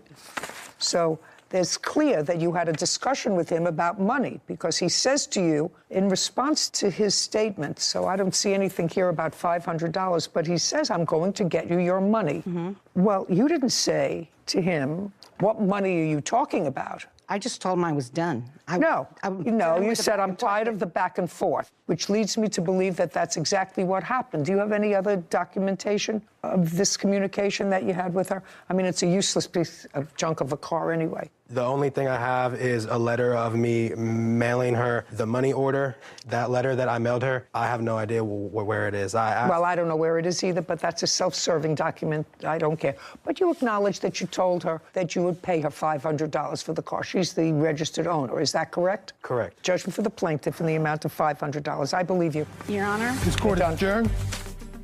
He knows he did us wrong, and he knows he's lying right now. This is the only reason why he's acting like that, and that's why the reason my mom is so upset. It's sad that it had to end that way for a family member because family is something that I hold very close to my heart, and I don't like to see it in that way. He had free run of all my belongings, and he ended up selling it. But at the end of the day, it's my livelihood and my fiance's little livelihood that's at stake. He knows what he did. I did not take advantage of my own family. Never. Yeah, it's tore us up a little bit. It can't be put back together. Troublesome. I'll tell you some of the troublesome things that I didn't even want to go into with them. He went to jail in April. Mm-hmm. His mother knew where the car was. She could have gone to get the car. She had 4 months. Yeah. Her son went to the house when he got out of jail in July. And all he had to do was do the same thing the defendant had to do, call a tow truck, have it towed to your house. Right. Get an extra key made. Right. And I thought that he was actually a pretty good nephew. Yeah, I did too. He didn't have to pay for the car, but he felt for his aunt and the situation that she was in. And well, he was just trying to be respectful and probably keep the peace. Exactly. Between everybody. Well, again, no good deed goes unpunished. I was just about to say that. Case 2123, Valenzuela versus Jenkins. All parties, please step forward. Javon Valenzuela claims his former friend, Darian Jenkins, owes for unpaid loans and bail money from a false arrest. Mr. Valenzuela, it is your claim that the defendant, who is a friend of yours, owes you for some small loans that you made to him. Yes. And then it is your claim that he had you falsely arrested. Yes. And you want damages for that. You've known him for a while, according to your complaint. You knew him, you were friendly with him, and then he moved out of state and then moved back. Where did you move to, sir? To Colorado. And you moved to Colorado from where? From Texas. And in Texas is where you knew the plaintiff? Yes. In what year did you move to Colorado? 2019. And in what year did you move back to Texas? This year, 2022. And why did you move back? Why did I move back? You moved to Colorado for what? My family was up there, yeah. And then my family went back to Texas. Oh, so you moved with your family? Yeah. How old are you? I'm 29. Did you live with your family in Colorado? No, we didn't all live together, no. The reason you say you came back to Texas was because your family came back? Yeah. Did you have a job? Yes, I did. Where? I worked from home. What kind of work? For a newspaper. In Colorado? Yes. What did you do in Texas? Whenever I moved back, I was still working from home, but they let me go. I got laid off. When did you get laid off? I would say June. June of this year? Yes, ma'am. And what month did you move back to Texas? Oh, I had already moved back in May. When you moved back in May, where did you go to live? I was living in hotels. But there came a point when you had no money. It got to a point. When did it get to a point when you had no money? Maybe July. And when did you contact Mr. Valenzuela? I'd say July. You didn't contact him in May when you came back? I just want to say that's a lie. When did you contact him? I mean, we talked while I lived in Colorado. You know, we always text each other, so. Well, when you contacted him in July, what did you say to him? I couldn't say exactly what I said, but. Give me the gist of it. Let me borrow some money, I guess. Okay. And you needed it for living? Right. And what did he say to you? He did, sometimes, if I asked him. Okay. And how much did he give you? Here and there, maybe 100, maybe 2 every. No, altogether. Altogether? Oh, I couldn't say how much altogether. You couldn't say? I couldn't say, maybe a few hundred. Did he give you money for housing? A couple times he did. How much? 100 here, 100 Do you have there. a record of how much you gave him, sir? I do. Okay, because he's already said, and would you read that back to me, Whitney, please, about borrowing? Said, let me borrow some money. Right. Okay, let me borrow some money. So tell me how much money you let him borrow. $1,200. Show me. Okay, now tell me what that is that you're giving him, all those papers that you expect me to read. These are screenshots of every time I sent him money. Oh, can I see it, please? Okay, get ready, Sarah Rose.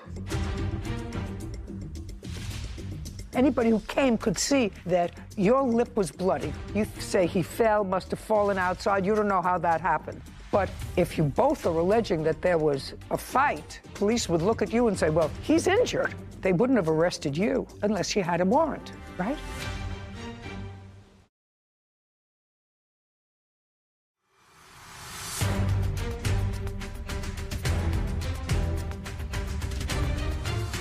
Javon Valenzuela is suing his former friend, Darian Jenkins, for unpaid loans and damages from an assault. So every time you gave him money... He agreed to pay me back. No, he's already told me that he called you and asked if he could borrow some money, and you said yes, and he said, I don't know how much it was. So if he doesn't know how much it was, you have screenshots of it, and Sarah is going to add them all up. Okay. Of all the money that you said that you borrowed from him, how much did you pay back? 120. Good guess. Did he give you back $120? No. Did he give you back anything? No. Nothing ever? No. Okay. So while Sarah is adding that up, there came a point when you left the hotel. Is that right? Yes. And Mr. Valenzuela probably got tired of giving you money and said that you could stay in a spare room in his house. For the most part, yes. And you moved in August of 2022, the end of August. Yes. And then in September, you had a fight. I don't care what the fight was about. It became physical? He was physical, yes. No, I wasn't, Your Honor. No, I wasn't. Let's say you had an argument that spilled out into the street, because this becomes very important, because there's the other charge is false arrest. And it was a false arrest, you claim, based on his statement to the police that you assaulted him. Right. Right. He says, yes, you had an argument, but you weren't arrested on his allegation that you assaulted him, but you were arrested and held on an outstanding warrant. When the police responded, they found that there was an outstanding warrant. So now I want you to tell me, in September of 2022, did you have an outstanding warrant? That's either a yes or a no. Well, it was on a payment plan. I don't care what it was. Did you have an outstanding warrant? Yes. And the outstanding warrant was for a what? Traffic tickets. What kind of traffic ticket? I think I was speeding, and I didn't have my license either. So speeding, driving without a license. What else? You have insurance? I think it was insurance. Not think. Speeding, driving without a license, and no insurance. And no tags. And no tags. And for that, you got fined. Yes. And you didn't pay the fine. I was paying it. Well, there wasn't a warrant outstanding because you were cooperating and paying the fines. The county that I'm in, the police officer said, it doesn't matter if you're on a payment plan. They'll arrest you if they want to. Mr. Valenzuela, did you miss payments on your fine? Yes. Perfect. And so when the police responded to this kerfuffle that was out in the street, when they ran both your names, your name came up with an active warrant. Yes. Well, that's easy. So that you were arrested on the outstanding warrant. I would have never been arrested, though, if he wouldn't have acted. If he didn't call the police. No, he didn't call the police. Who did? My neighbor did, because of the way he was acting. So your neighbor called the police, but for the outstanding warrant, I don't know whether the police would have taken you into custody. You had an injured lip. They could see that your lip was bloody. You say he fell, must have fallen outside. You don't know how that happened. It's really not relevant to this case. But if I were the police and I showed up, you didn't have any visible injuries, right? No. You had a busted lip. If you both are alleging that there was a fight, police would look at you and say, well, he's injured. He's got a busted lip, got to sew it up. They wouldn't have arrested you unless you had a warrant, right? Right. Good. So that's not his fault that you had a warrant. It's not his fault. I have that total. It's $2,727.56, and that's including some direct payments to Motel 6s and other housing accommodations. Includes that? Yes, in addition to direct payments to the defense. Great. He says you didn't make any payments. $27.27. I mean, there's no way he expected me to pay. I never said I was going to pay him that back. Well, you told me that you asked him if you could borrow some money. That's what you said. A couple times I asked to borrow money, but the entirety of that, all that, like, I didn't say I was going to pay that back. And he should know he was just being nice. He was being nice. Sometimes he offered. Not anymore. Yeah, not anymore. You have a job now? Yes. Okay, great. 27-27. Judgment for the plaintiff. We're finished. Thank you. This court is adjourned. I think he was just mad overall, so he just picked something to get me back with. Just like he said, he thought I was being nice. Why would you say you're gonna pay me back, but then not pay me back? He was screaming, yeah, he was screaming, just screaming, cussing, like, embarrassing. He was acting crazy, And because he was acting crazy, woke up the whole neighborhood. Well, he was drunk going crazy outside, running around the apartment complex, so she called the cops on him. That's what made my neighbor call the cops, and that's why they came. Oh, no, there's no friendship. It's gone. Yeah. Don't have friends like that, but also don't bite the hand that feeds you. That thing comes good out of it, so. Just something funny from the receipts that I was looking at. Some of them say, you know, the price really big on Venmo or Cash App, and then it just says completed at the bottom. On some of them, though, you could see heart emojis that the defendant sent thanking him, basically acknowledging that he received the money payment, sent a red heart emoji, and some of them were at very odd hours of the night, like 1, 2 o'clock in the morning, some direct to Motel 6, some direct to other housing accommodations. It's so interesting. But I liked the receipts. I liked the I never paper trail. Right. Yeah. It's made it easy. It's true. And because when people say I gave him cash, and even with an ATM slip, you never really know if the cash transferred hands but or. This actually makes our job much. Xin chào tất cả các bạn đã quay lại channel của mình. Hôm nay mình sẽ hướng dẫn mọi người đó là gấp một chiếc cốc màu đỏ có đính hình một chiếc mặt cười màu vàng nhé. Để gấp được nó thì tông màu hôm nay mình sử dụng đó là màu đỏ để đánh cái chiếc cốc. Còn chiếc icon thì mình sử dụng màu vàng nhé. Icon mặt cười mình màu vàng. Còn dụng cụ làm việc của mình là một chiếc kéo, bút, hồ và thước nhé. Rồi mình bắt tay vào làm này.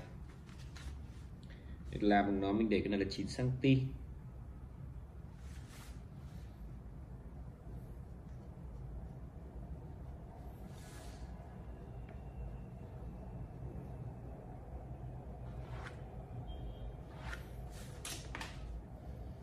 Xong rồi mình cắt phần dư của nó đi này.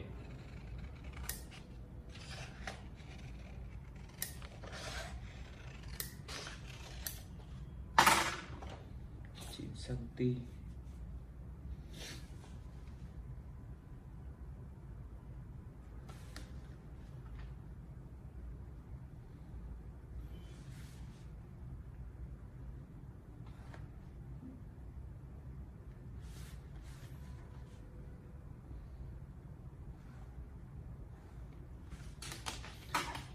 Rồi mình cắt phần dư của nó đi nhé.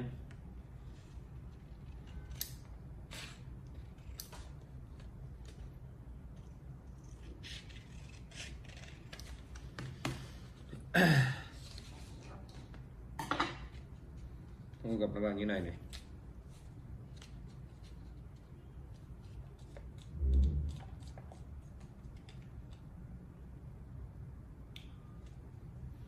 Mở nó ra gập tiêu này vào.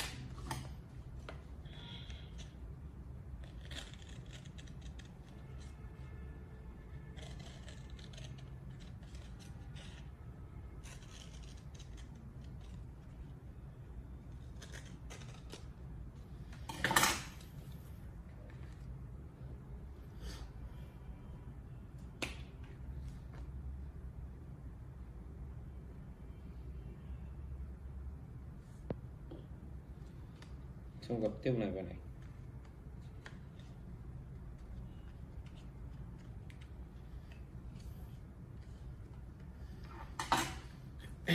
Này chia cắt đều của nó ra 9 cm.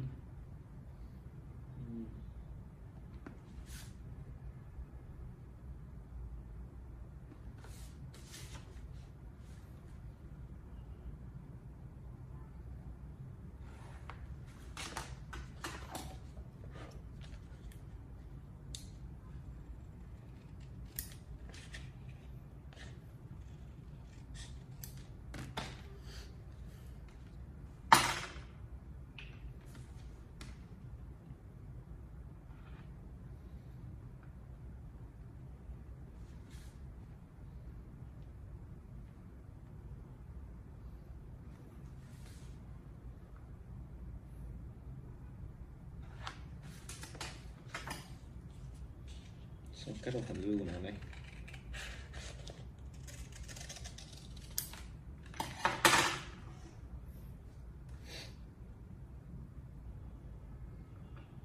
Ok.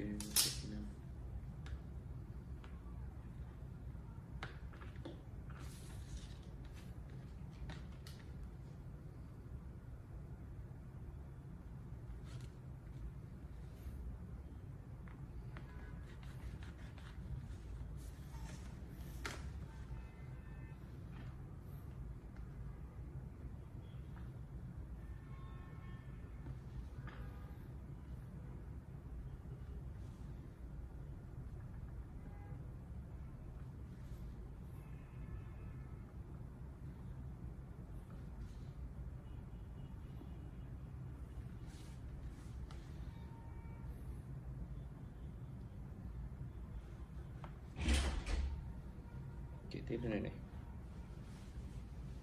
Đâu là mình kể như vậy này.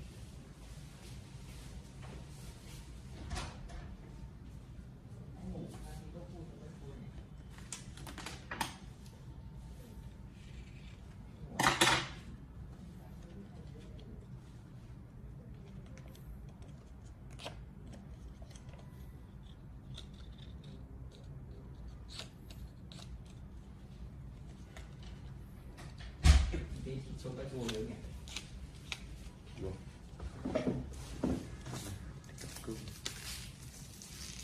Được. Được anh. Từ từ được. Bấm lanh lành nữa ăn được. Làm gì đâu sống. Rồi. Muốn ăn gì mua đầu sống này? Đấy. Muốn ăn gì mua đầu sống. Này. Muốn ăn được có. Nào không có. Trong nhai tính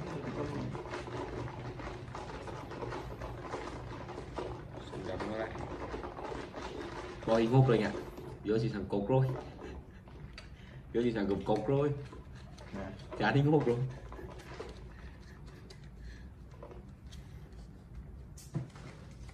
Nay không phải cô ấy pha đúng không? Cô Ngọc à? Không. Ba đi làm cho cô ấy. Uống một biệt ngày vài tháng phải đái. Cô Ngọc pha. Bác cô Ngọc của pha ngon hơn nhiều, ba mươi pha giờ vậy đái. Nói chuyện buồn cười lắm. Nói chuyện kiểu như là quên lắm rồi. Kiểu như là mới năm mới kinh á.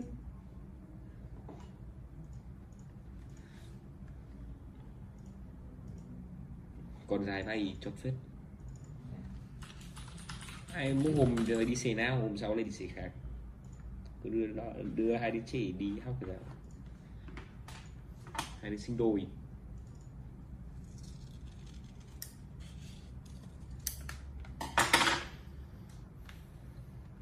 Ok, nó như này này.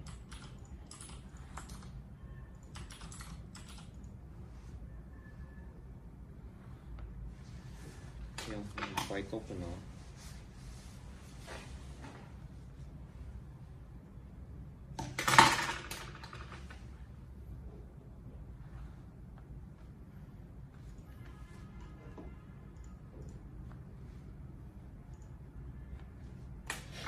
Cắt phần dư của nó đi này.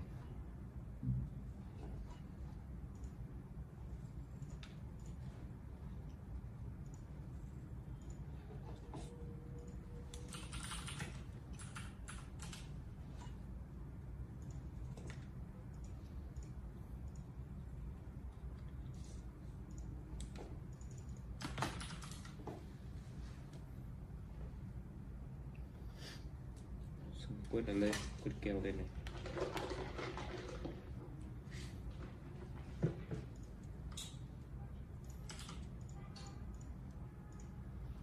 Rồi mình bùng vàng này làm hình tròn cho nó.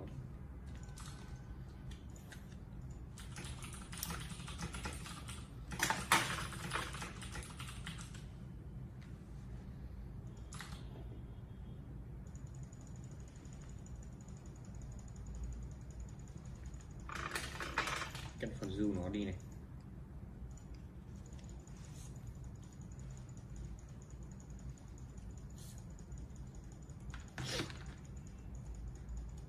Xong gắn nó vào.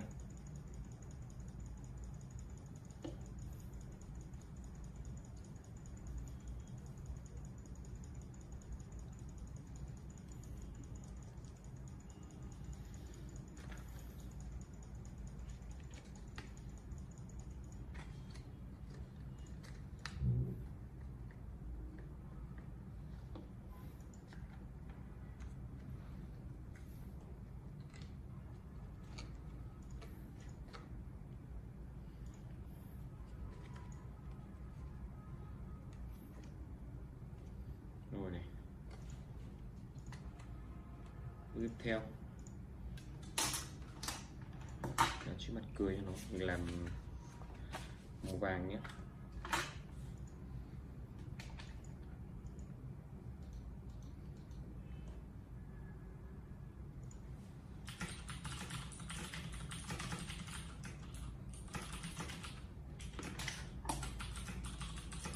Kéo vào phần dư.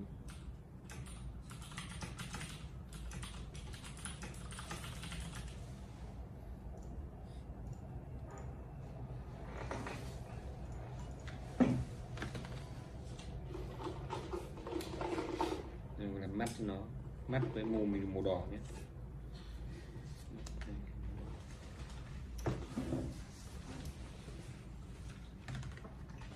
Đây không phải cà phê muối này nhỉ?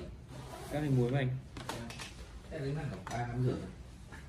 Bà kia về làm để bố cắt ăn rồi. Cô vào để.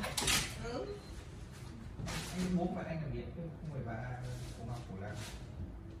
Anh hỏi em luôn. Xong rồi cắt phần dư nó đi này.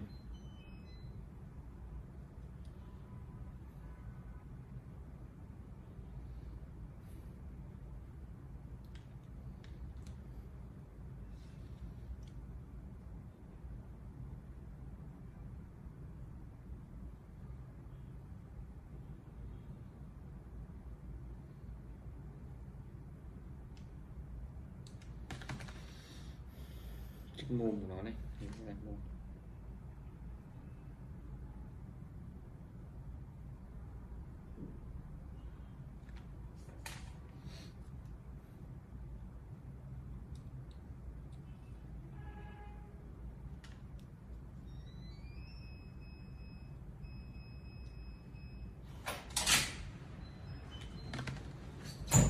Em cắm nốt cơm nhé. Vâng, em nói đúng cái này mình cắm.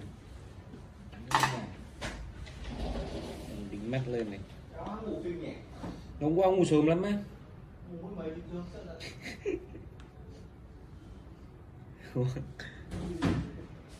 Lành đấy nữa. Ông nghe là ngủ kinh lắm.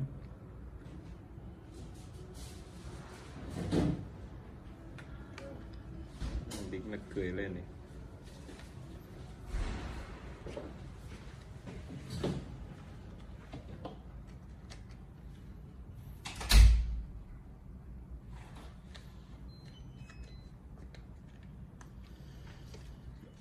Cốc đỏ tính mặt cười vàng, tính ít con vàng đi nhầm lên.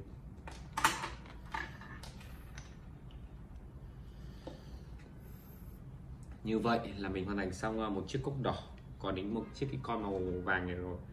Nếu bạn thấy hay cho mình like, share nhá. Xin chào và hẹn gặp lại.